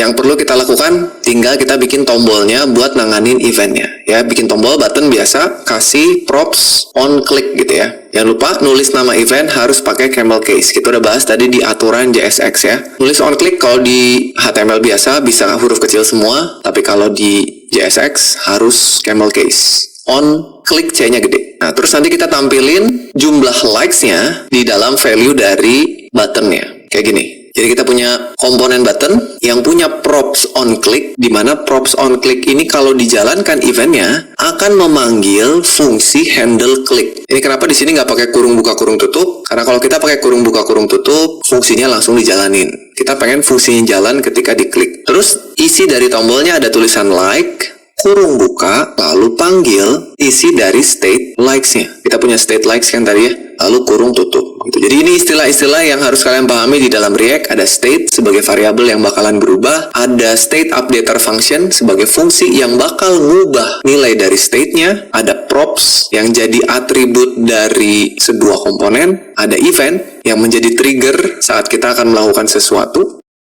Guys, if you're an office worker, you have to see all of these headlines. Mass layoffs are happening everywhere in many industries. Nothing is safe. So, we need to have several sources of income even if you are a full-time office worker. Dan juga ada komponen tentu saja ya. Dan ini hasil akhir ya teman-teman. Jadi di dalam komponen homepage kita punya tadi variable dan state updater functionnya yang merupakan bagian dari hook use state. Kita punya function handle click yang di dalamnya menjalankan function set likes, lalu kita panggil tombolnya. Kita coba ya. Kita ke coding kita tulis di bawah sini aja ya. Kita kasih di bawah sini tombolnya. Kita bikin button. Buttonnya kalau teman-teman mau jadi komponen sendiri juga bisa ya. Button kita kasih propsnya tadi on click yang akan memanggil fungsi handle click. Terus di dalamnya ada tulisan like, berapa kali like-nya. Misalnya likes gitu ya, dapat dari variabel likes. Ini dapat dari mana? Ini dapat dari variabel yang akan kita bikin. Kita bikin variabel dengan destructuring ada dua variabel. Yang pertama adalah likes, yang kedua adalah set likes gitu ya. Dia adalah React, lalu titik use state, ya, yang nilai awalnya atau initial value-nya kosong. Sudah, berikutnya kita tinggal panggil function-nya buat ngehandle tombol kliknya. Kita pakai function declaration handle klik yang akan menjalankan set likes like plus 1 ya. Gini. Jadi ketika diklik, jalankan fungsi ini, panggil set likes, ubah likes-nya jadi 1, tadinya 0, tampilkan ke sini. Jadi nilainya akan 1, gitu ya. Mari kita lihat.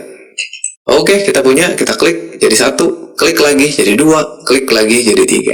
Gitu teman-teman ya. Jadi itu dia cara pakai state, props, dan hook yang sangat sederhana. Mudah-mudahan kalian paham nih. Nah, dan berikutnya, setelah kita belajar dasar-dasar dari React, selanjutnya kita bakalan belajar apa nih? Ya, di dalam React, kalau kalian mau lanjut lagi belajarnya setelah ini, yang harus kalian pelajari adalah hal-hal berikut ini, teman-teman. Makanya jadi 0. Coba yang pakai kasus kita, kalian mau bikin studi kasusnya gini. Jadi tulisan dan misalnya. Terus kalau dikurangin juga nggak bisa kalau dia di bawah 0. Jadi paling kecil tuh angkanya 0. Kalau diklik tombol minus lagi, maka tulisan 0-nya juga berubah jadi dan juga. Dan saat tulisannya jadi dan, tombol resetnya nyala. Kita lihat contohnya gini. Ini, jadi awalnya resetnya nggak bisa diklik. Kalau saya klik tanda tambah, bisa nambahin terus sampai angka 10. Nah, kalau udah 10, tulisannya dan.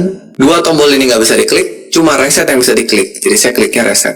Saya bisa tambah, kalau saya kurangin lebih kecil dari 0, dan juga. Jadi hanya bisa sampai 0 dan 10, baru reset lagi. Silakan teman-teman modifikasi simple counter yang sebelumnya, supaya jadi kayak gini. Sama juga ya, kalau bisa bikin pakai 2 buah komponen aja. Jadi silakan dicobain, ya mudah-mudahan teman-teman nyobain ya, supaya ngecek tuh pemahaman yang sudah kita pelajari dari awal tadi, udah masuk apa belum gitu. Ya, tapi kalau misalkan nanti di akhir kalian penasaran codingnya seperti apa, saya sudah buat yang tadi. Jadi silakan code di sini dan aja solusi kalian supaya teman-teman yang lain nanti bisa lihat juga. Bisa lakukan pull request aja ke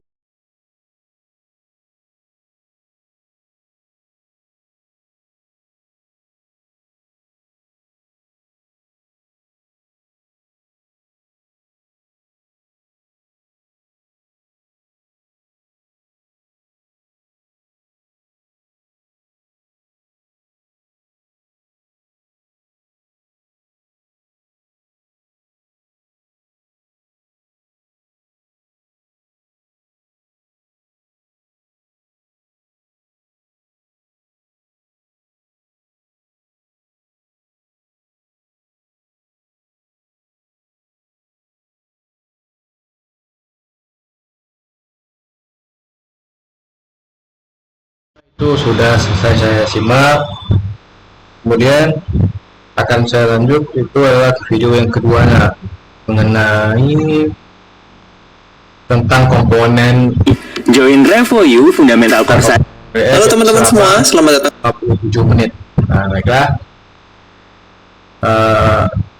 Izin terlebih dahulu saya mematikan mikrofonnya karena terdapat banyak sekali gangguan suara di sini, sehingga saya harus memutuskan untuk menonaktifkan mikrofonnya.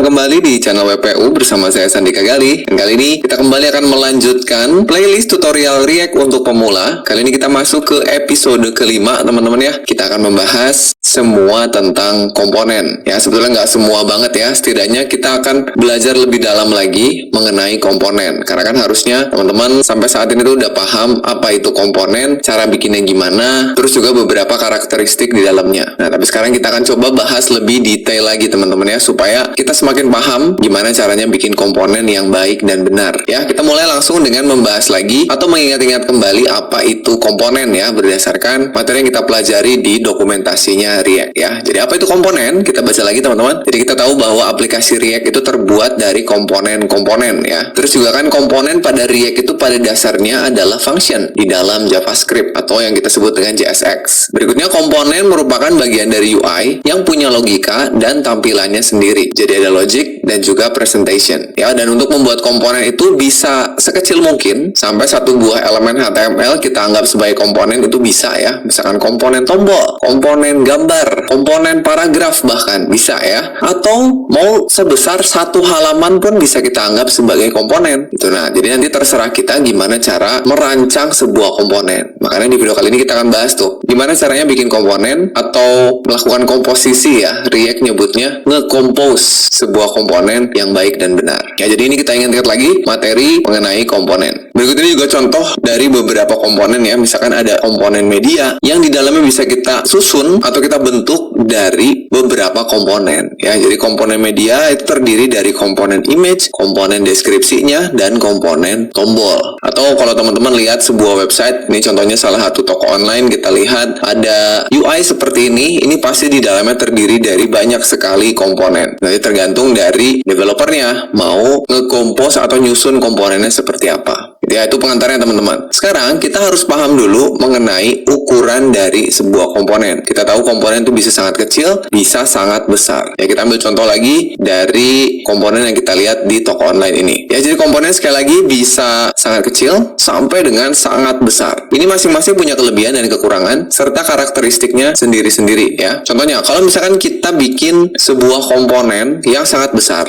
ya, misalkan kita ambil contohnya ini menjadi sebuah komponen, jadi satu komponen. Jadi komponennya gede banget nih.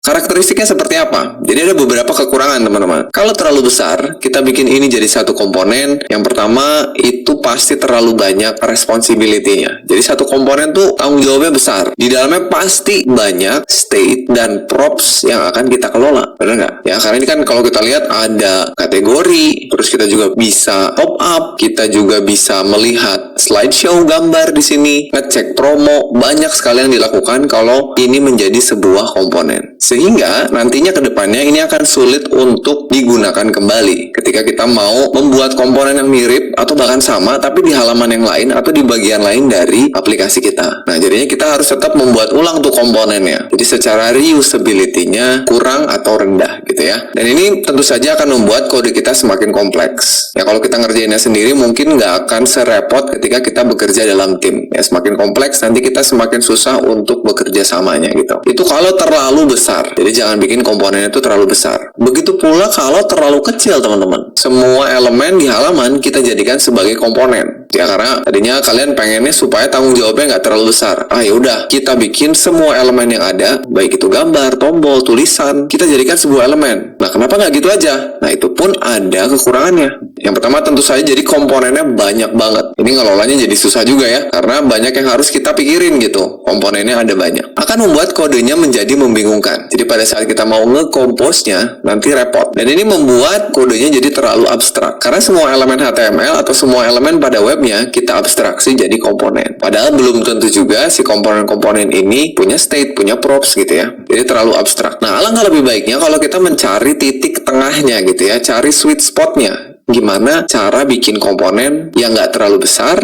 dan juga nggak terlalu kecil. Nah, justru disinilah kemampuan seorang developer React itu diuji gitu ya. Jadi kalian akan cari keseimbangannya. Jangan terlalu besar, jangan terlalu kecil. Nah, mungkin kita bisa mengelompokkan beberapa elemen yang punya perilaku yang sama atau punya fungsionalitas yang sama ya. Atau kita bisa pecah. Jadi kita bikin dulu komponen yang besar, terus kita pecah-pecah sesuai dengan peruntukannya gitu. Jadi skill untuk memecah UI menjadi komponen itu merupakan skill yang penting. Ya, jadi mungkin contohnya tadi kan nggak boleh terlalu besar kayak gini, nggak boleh terlalu kecil juga seperti ini, nggak boleh. Ya, gimana kalau misalkan kita kelompokkan jadi kayak gini. Jadi bagian slideshow jadi satu komponen sendiri, ya, dimana di dalamnya pasti ada tombol, ada gambar, ada ini seperti pagination-nya gitu ya. Kalau kita klik gambarnya geser, terus juga ada tombol lihat promo, ini kita jadikan sebagai satu komponen. Terus di bawahnya untuk kategori kita jadikan sebagai satu komponen. Terus sebelah kanan untuk top up dan tagihan kita jadikan sebagai satu komponen. Untuk button juga ini jadi satu komponen aja, karena kalau teman-teman lihat ini perilakunya semuanya sama. Ada icon, sebelahnya ada tulisan. Jadi ini semua bisa kita jadikan sebagai komponen yang sama, tapi dengan props yang berbeda atau mungkin perilaku yang berbeda. Nanti kita akan bahas gimana caranya bikin si komponen ini menjadi reusable supaya kita bikinnya satu tapi bisa dipakai berulang-ulang. Dengan melakukan ini, kita akan membuat si komponennya itu terpisah secara logis. Dan pada saat kita lihat codingnya itu kebayang gitu ya,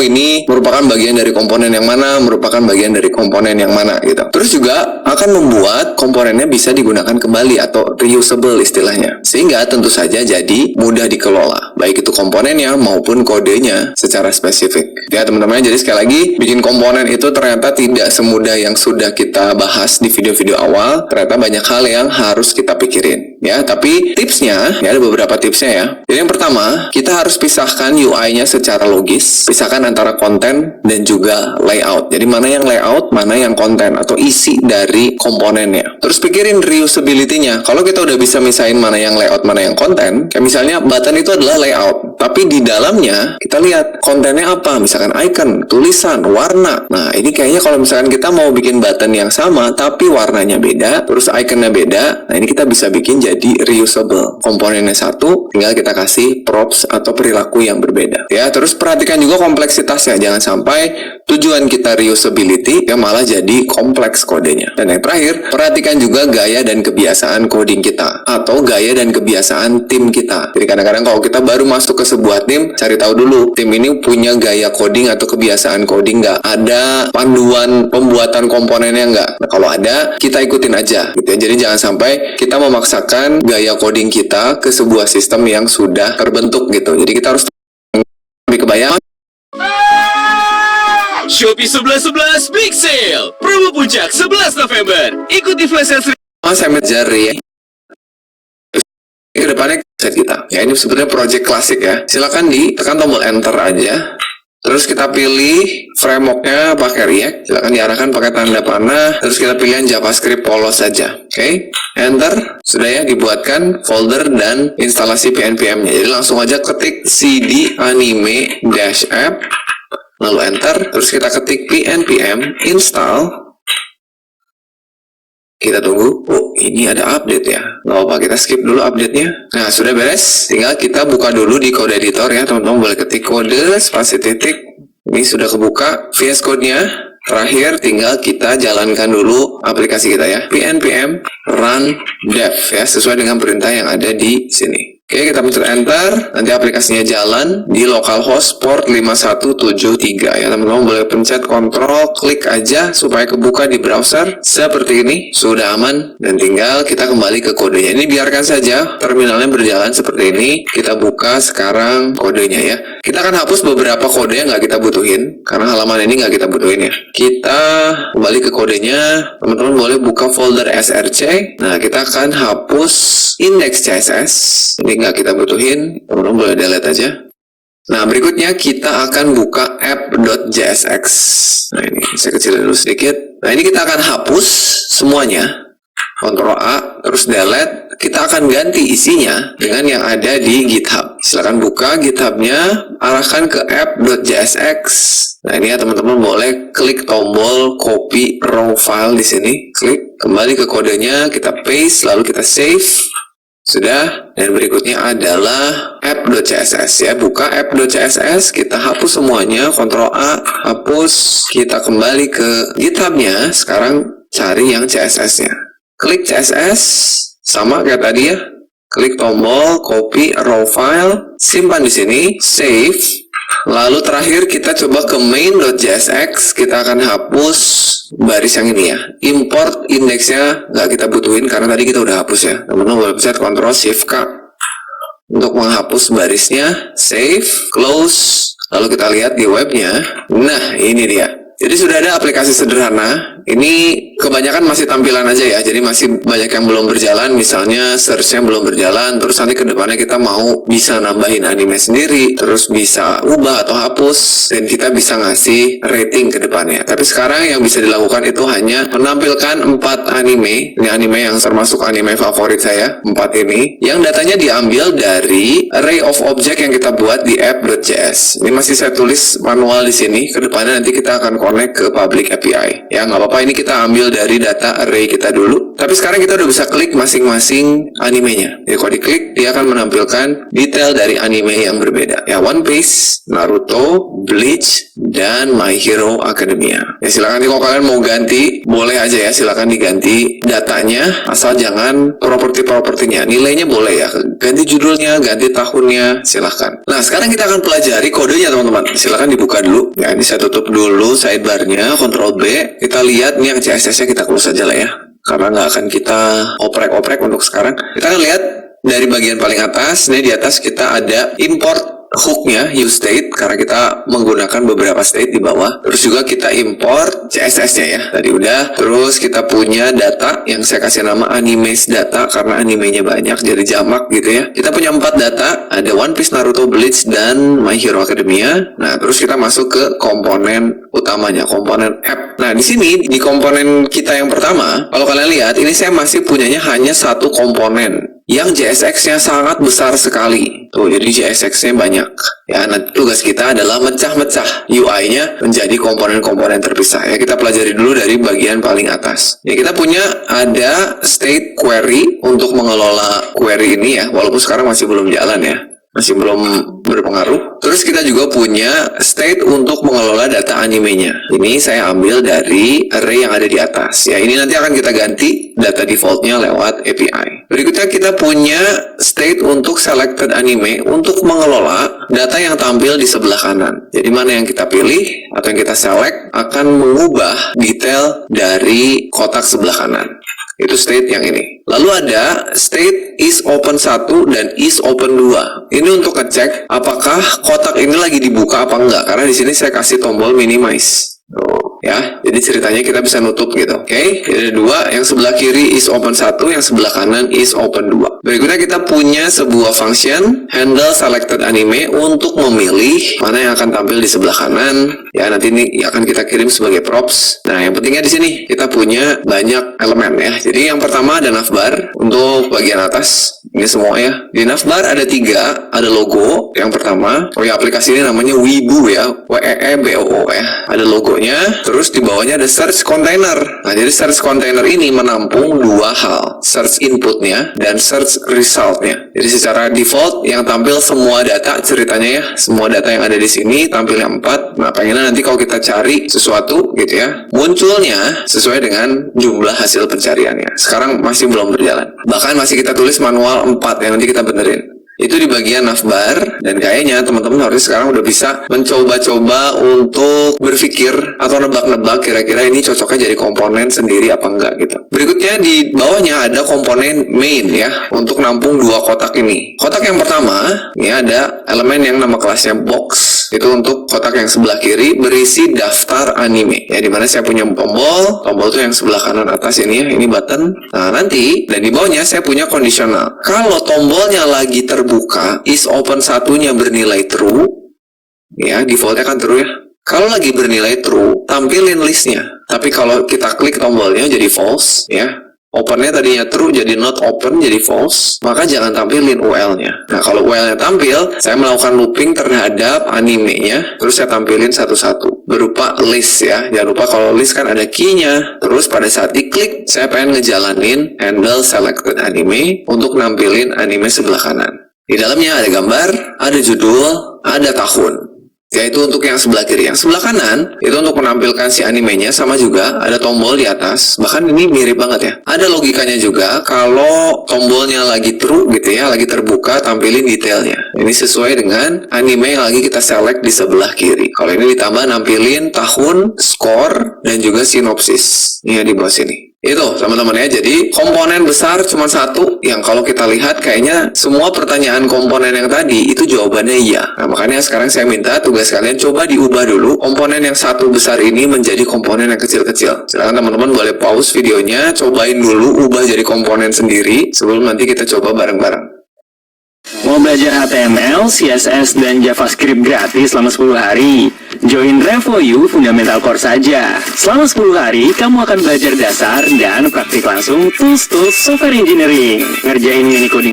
Oke, kita coba dari mulai yang paling atas teman-teman ya. Kita satu persatu sedikit demi sedikit. Kita mulai dari komponen navbar. Ya, ya. Kita ambil dulu navnya. Cara saya tuh biasa gini, saya tutup dulu komponen terluarnya, klik navnya jadi komponen sendiri, terus kita cut, kita blok, kita Ctrl X begini, lalu di sini kita panggil nama komponen yang akan kita buatnya. Sekarang belum ada, kita bikin, tapi nggak apa-apa, kita panggil komponennya. Misalnya saya mau panggil namanya navbar gini ya. Gini, jadi saya memanggil komponen navbar, ada error, navbar is not defined. Kita definisikan dulu di bawah. Oke, sekarang kita bikin apa? Masih kan caranya? Function navbar, kurung buka kurung tutup, kurung kurawal, kita return. Return, kurung buka kurung tutup, enter, baru kita paste. Ya, Ctrl V. Navbar yang tadi, save. Nah, sekarang teman-teman lihat nih, ada error di sini. Set query, query is not defined. Kenapa? Karena dia butuh state query tuh. Sedangkan state-nya ada di mana? State-nya ada di main. Nah, makanya kita pindahin ya. Scroll ke atas, nah ini query-nya. Teman-teman boleh klik di barisnya, terus mencet Ctrl X. Supaya kita cut satu baris, scroll ke navbar, kita simpan di sini. Dah, itu. Kita lihat dulu hasilnya aman ya, nggak ada yang error. Berarti satu navbar udah kita pisahin. Nah, tapi lihat nih teman-teman, masih terlalu besar nggak komponennya? Kelihatannya masih terlalu besar nih. Tapi kita akan benerinnya belakangan. Kita coba bikin yang mainnya dulu ya. Sekarang mainnya, scroll. Ini kita hapus spasinya. Mainnya kita tutup, kita cut, blok terus cut ya, Ctrl X. Kita bikin main. Begini, kita scroll ke bawah sini ya.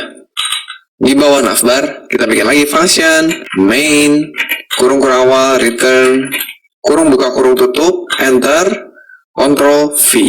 Sudah, mainnya pindah. Tapi lihat banyak banget errornya karena semua state-nya ada di app kita ya. Jadi ini coba kita pindahin dulu. Nanti ke depannya mungkin kita akan naikin lagi ke atas, tapi nggak apa-apa ya. Kita coba turunin semua dulu ya. Jadi ini boleh diblok semua, karena yang butuh bukan app, yang butuh adalah main. Kita pindahin ke main, ke sini. Sip, sudah, harusnya errornya hilang semua ya. Oke, sekarang kita kembali lagi ke webnya, aman ya.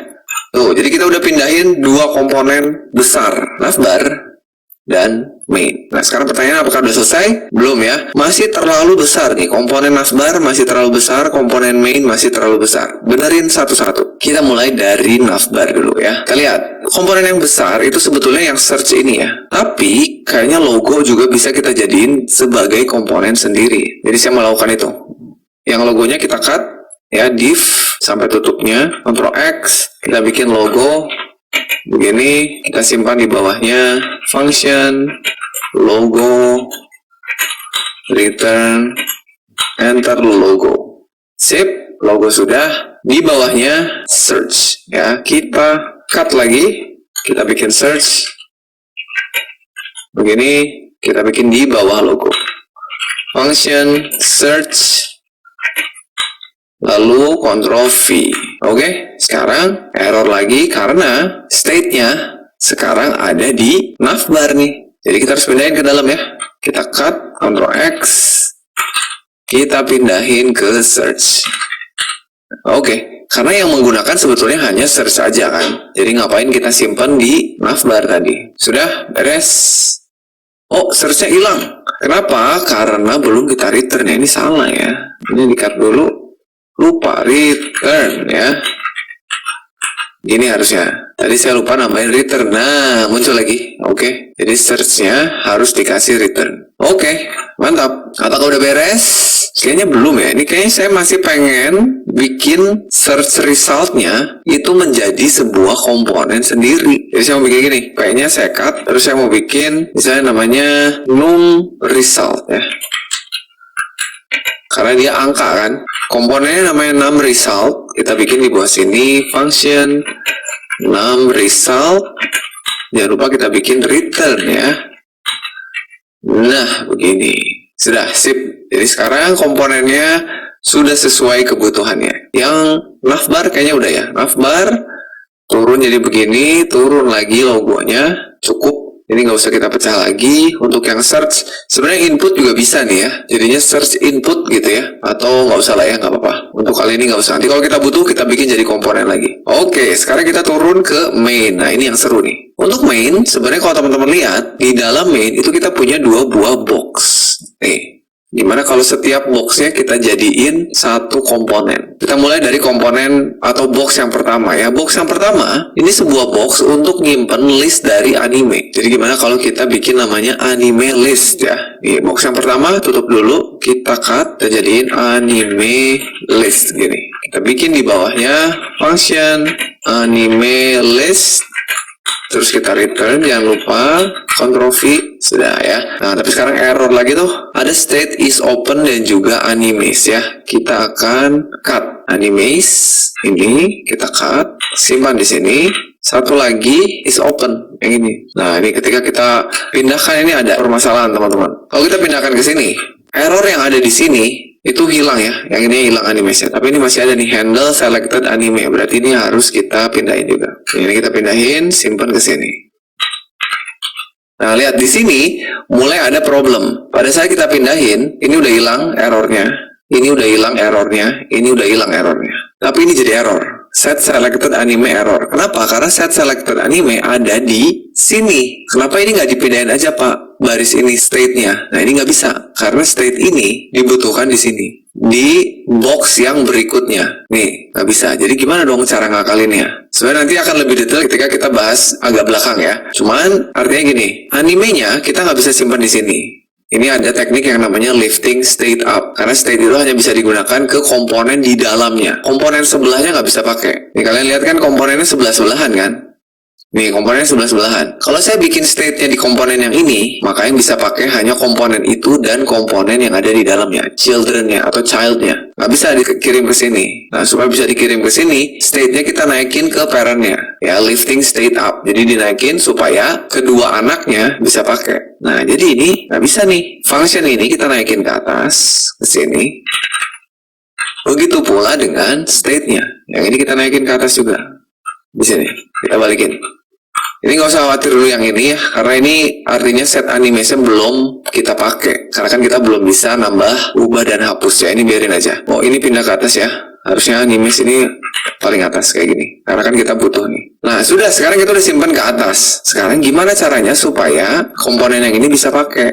Nah, masih ingat teman-teman, kita kirim lewat props ya. Jadi anime kita kirim lewat props, handle selected anime juga kita kirim lewat props. Jadi kalian bisa tulis gini, animes, ngambil dari animes gitu ya, kita kirim. Sekarang yang ini kita kasih eventnya apa? On selected anime. Yang biasa gitu ya, on, lalu dalamnya handle selected anime gini. Sudah, sekarang kita bisa pakai di komponen anime list. Berarti di sini kita terima dulu propsnya, animes dan on selected anime. Tinggal dipakai. Ini sudah dipakai di sini. Ini harusnya dipakai di sini kan? Nah, kita ganti aja jadi on selected anime. Nah, oke. Sekarang kalau kita jalankan harusnya normal lagi ya. Sip, aman. Nah, ini kalau teman-teman lihat ada error di sini. Ini karena butuh prop validation. Ini kita belum bahas ya.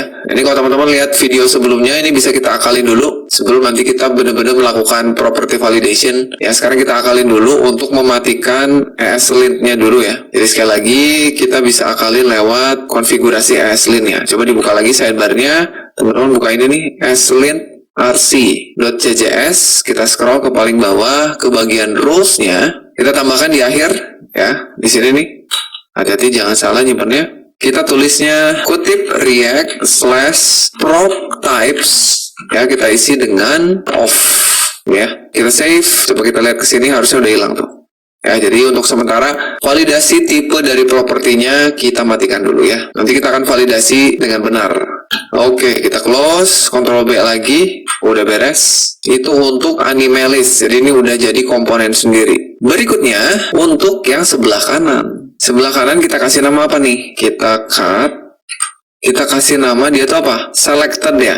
Selected anime. Oh, atau gini deh, kita bikin komponennya ada boxnya. Kan tadinya dia kelasnya box ya. Nah, nanti kita ganti nih. Kita bikin ini selected. Bukan selected anime, tapi selected box. Gini. Nanti yang atas juga kita ganti jadi list box. Kita atau anime list box. Nggak apa ya, belakangan. Kita bikin di akhir, kita function dulu.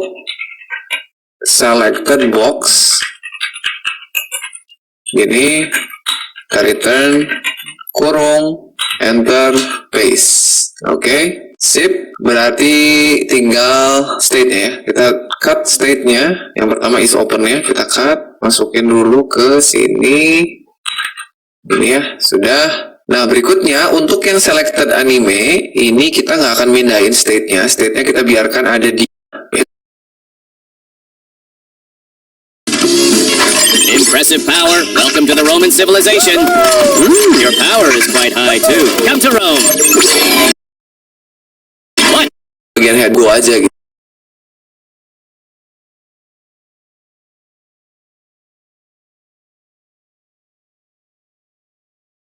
Animes sama dengan animes. Sudah. Terakhir kita terima di sini animes. Oh, jangan lupa pakai kurung kurawal animes.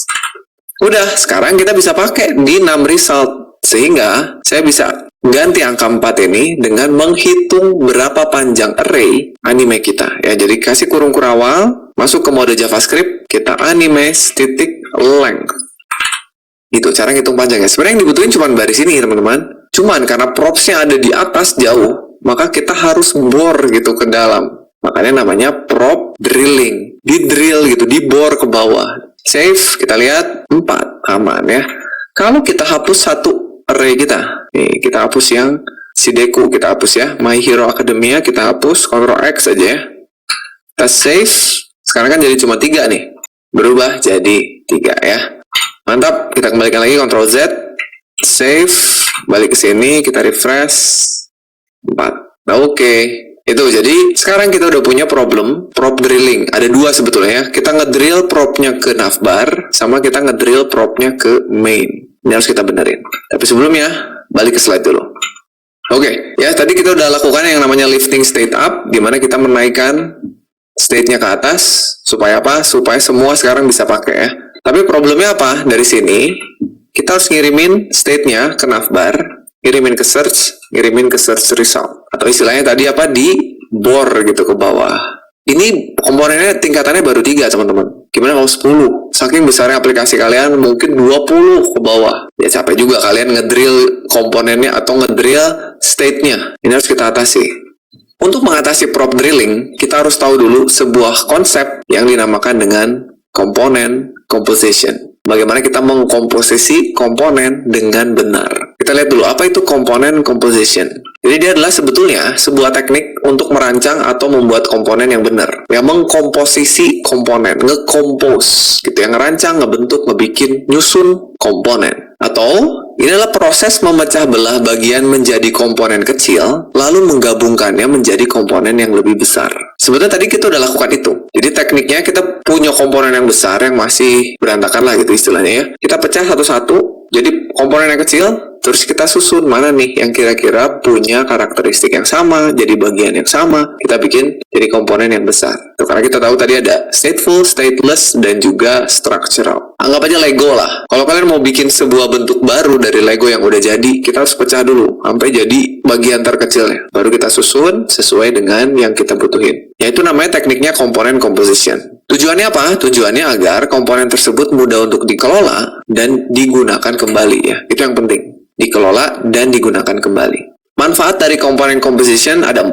sebetulnya. Ada reusability, supaya kita bisa menggunakan ulang komponennya ke berbagai tempat di aplikasi kita. Modularity, supaya UI kita terpecah menjadi komponen yang masuk akal gitu ya. Komponen kecil, masuk akal, supaya gampang dikelola dan dipahami. Apalagi kalau kalian kerja tim. Manfaat lain adalah separation of concern. Jadi komponennya itu dapat fokus ke fungsionalitasnya masing-masing. Supaya nanti ketika kalian mau Mau cuan dari trading? Bisa. Nih, pelajarin dulu dasarnya. Gimana candlestick-nya? ngedebug ya atau ngetes itu menjadi lebih mudah. Dan yang terakhir, agar kodenya mudah di-maintain atau maintainability. Kalau kedepannya kalian mau melakukan perubahan, mau ngupdate, itu nggak susah. Kalau komponen composition kalian udah bagus gitu ya. Caranya gimana? Cara yang pertama, sebenarnya kita udah coba tadi di awal, kita bikin komponen itu agar mengerjakan hal yang spesifik. Nah, kalau ini butuh jam terbang ya, butuh jam terbang, butuh pengalaman gitu. Ya, semakin lama kalian bekerja dengan React, nanti tahu sendiri gitu, mana komponen yang bagus untuk dikompos. Sesuai dengan teori-teori yang udah kita pelajari di awal tadi. Nah, tapi ada cara yang kedua, teman-teman. Kita bisa gunakan teknik yang namanya container komponen. Ini keren banget nih. Ini memanfaatkan sebuah properti spesial atau prop spesial yang namanya children. Sehingga nanti kita bisa seolah-olah membuat sebuah template atau slot gitu untuk dimasukin komponen lain dengan lebih mudah dan modular. Nah, teknik ini bisa kita gunakan untuk memperbaiki prop drilling. Jadi cocok banget kalau mau ngilangin prop drilling pakai teknik container komponen. Gimana caranya membuat sebuah kontainer komponen? Sebelum ke kasus punya kita coba kasus yang lebih umum dulu deh. Misalnya gini, kita mau buat sebuah modal box ke depannya. Jadi aplikasi kalian tuh kalau misalnya mau melakukan sesuatu, keluar alert berupa modal. Modal tuh overlay ya, jadi ada di depan halamannya, ada backgroundnya warna abu-abu transparan, terus ada pop-up atau window kecil gitu. Ceritanya kalian mau bikin buat ngehapus atau nge-deactivate account kalian. Bentuknya gini si modal boxnya, ada yang warna abu-abunya, terus di depannya ada pop-up-nya. Di dalam pop-up-nya ada icon, ada title, ada deskripsi, dan ada tombol. Ceritanya ini kalau kita buat komponennya kayak gini. Anggap aja sederhananya gini ya. Komponennya namanya modal. Di dalam modalnya itu ada div dengan kelas modal. Di dalamnya ada bodinya. Bodinya tuh nyimpen semuanya ceritanya. Saya anggap aja pakai Oke. Masuk. Ini bukan masuknya ke sini. Kalau search-nya dipanggil. Nah, dari search ini, kalau kita scroll ke atas, di sini kita juga bisa mengganti komponen search-nya itu ngambil dari children-nya.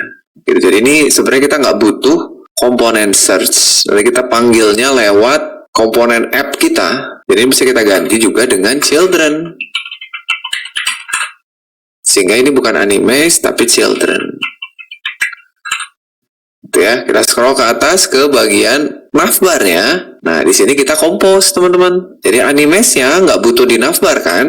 Sehingga kita nggak butuh nge-drill lagi. Kita kompos jadi sebuah kontainer komponen. Nah, nanti di dalamnya kita mau ambil komponen search.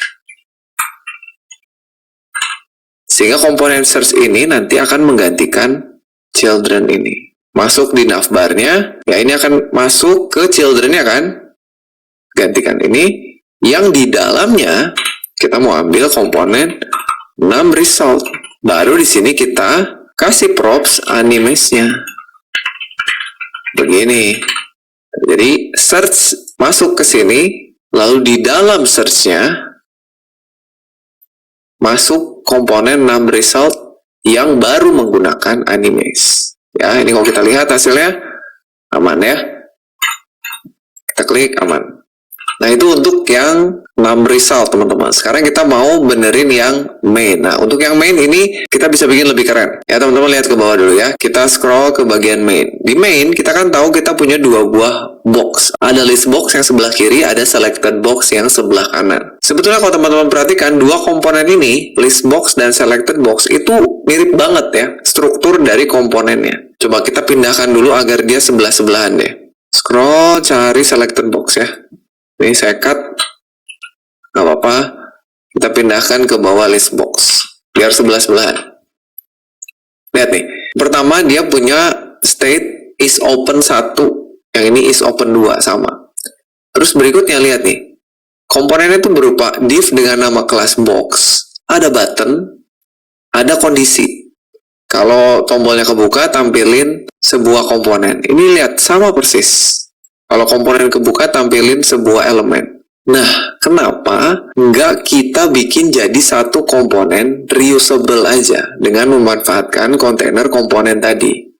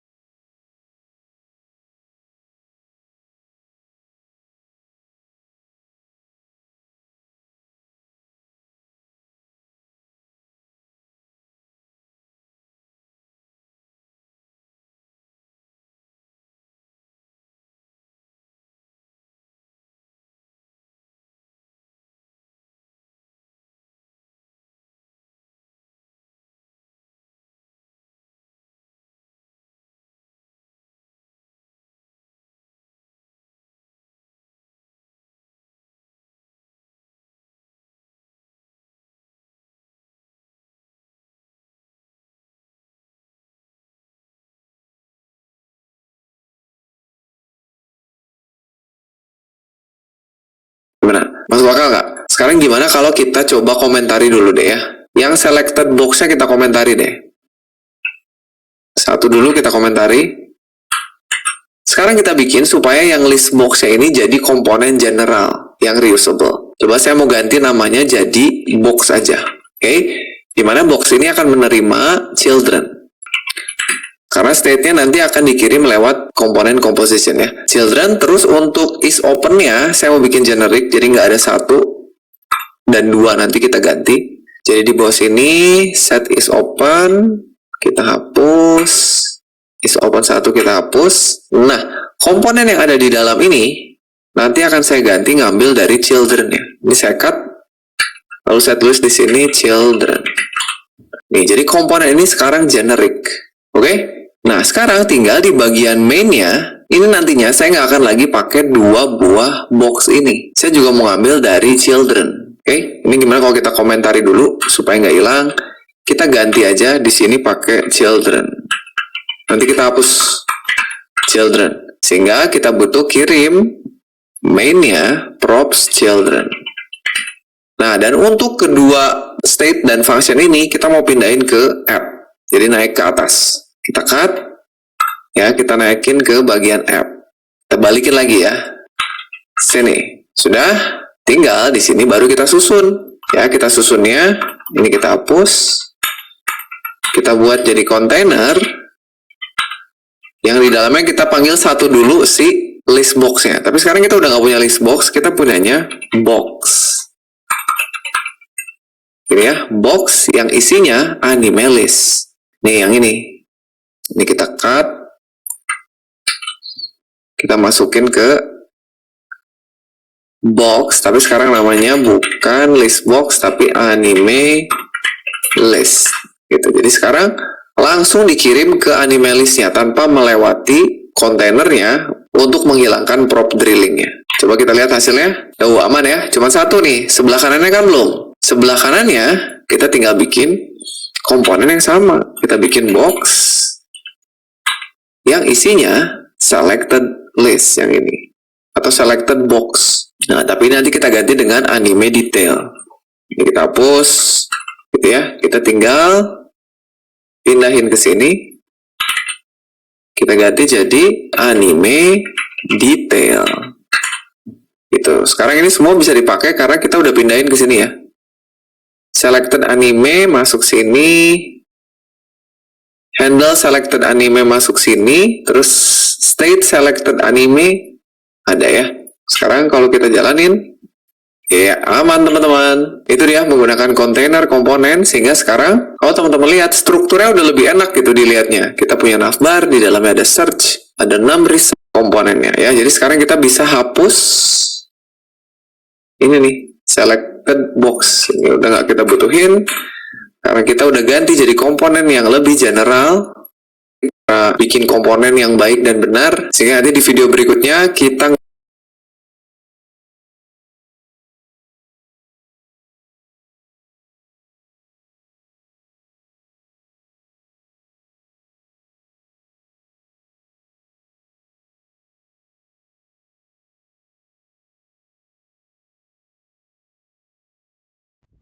Baiklah, sekian video dari menyimak materi pertemuan 6 DPM saya. DPM yang keempat, minggu keempat. Nah, lebih dari kurang, saya mohon maaf. Billahi taufiq wal hidayah. Wassalamualaikum warahmatullahi wabarakatuh.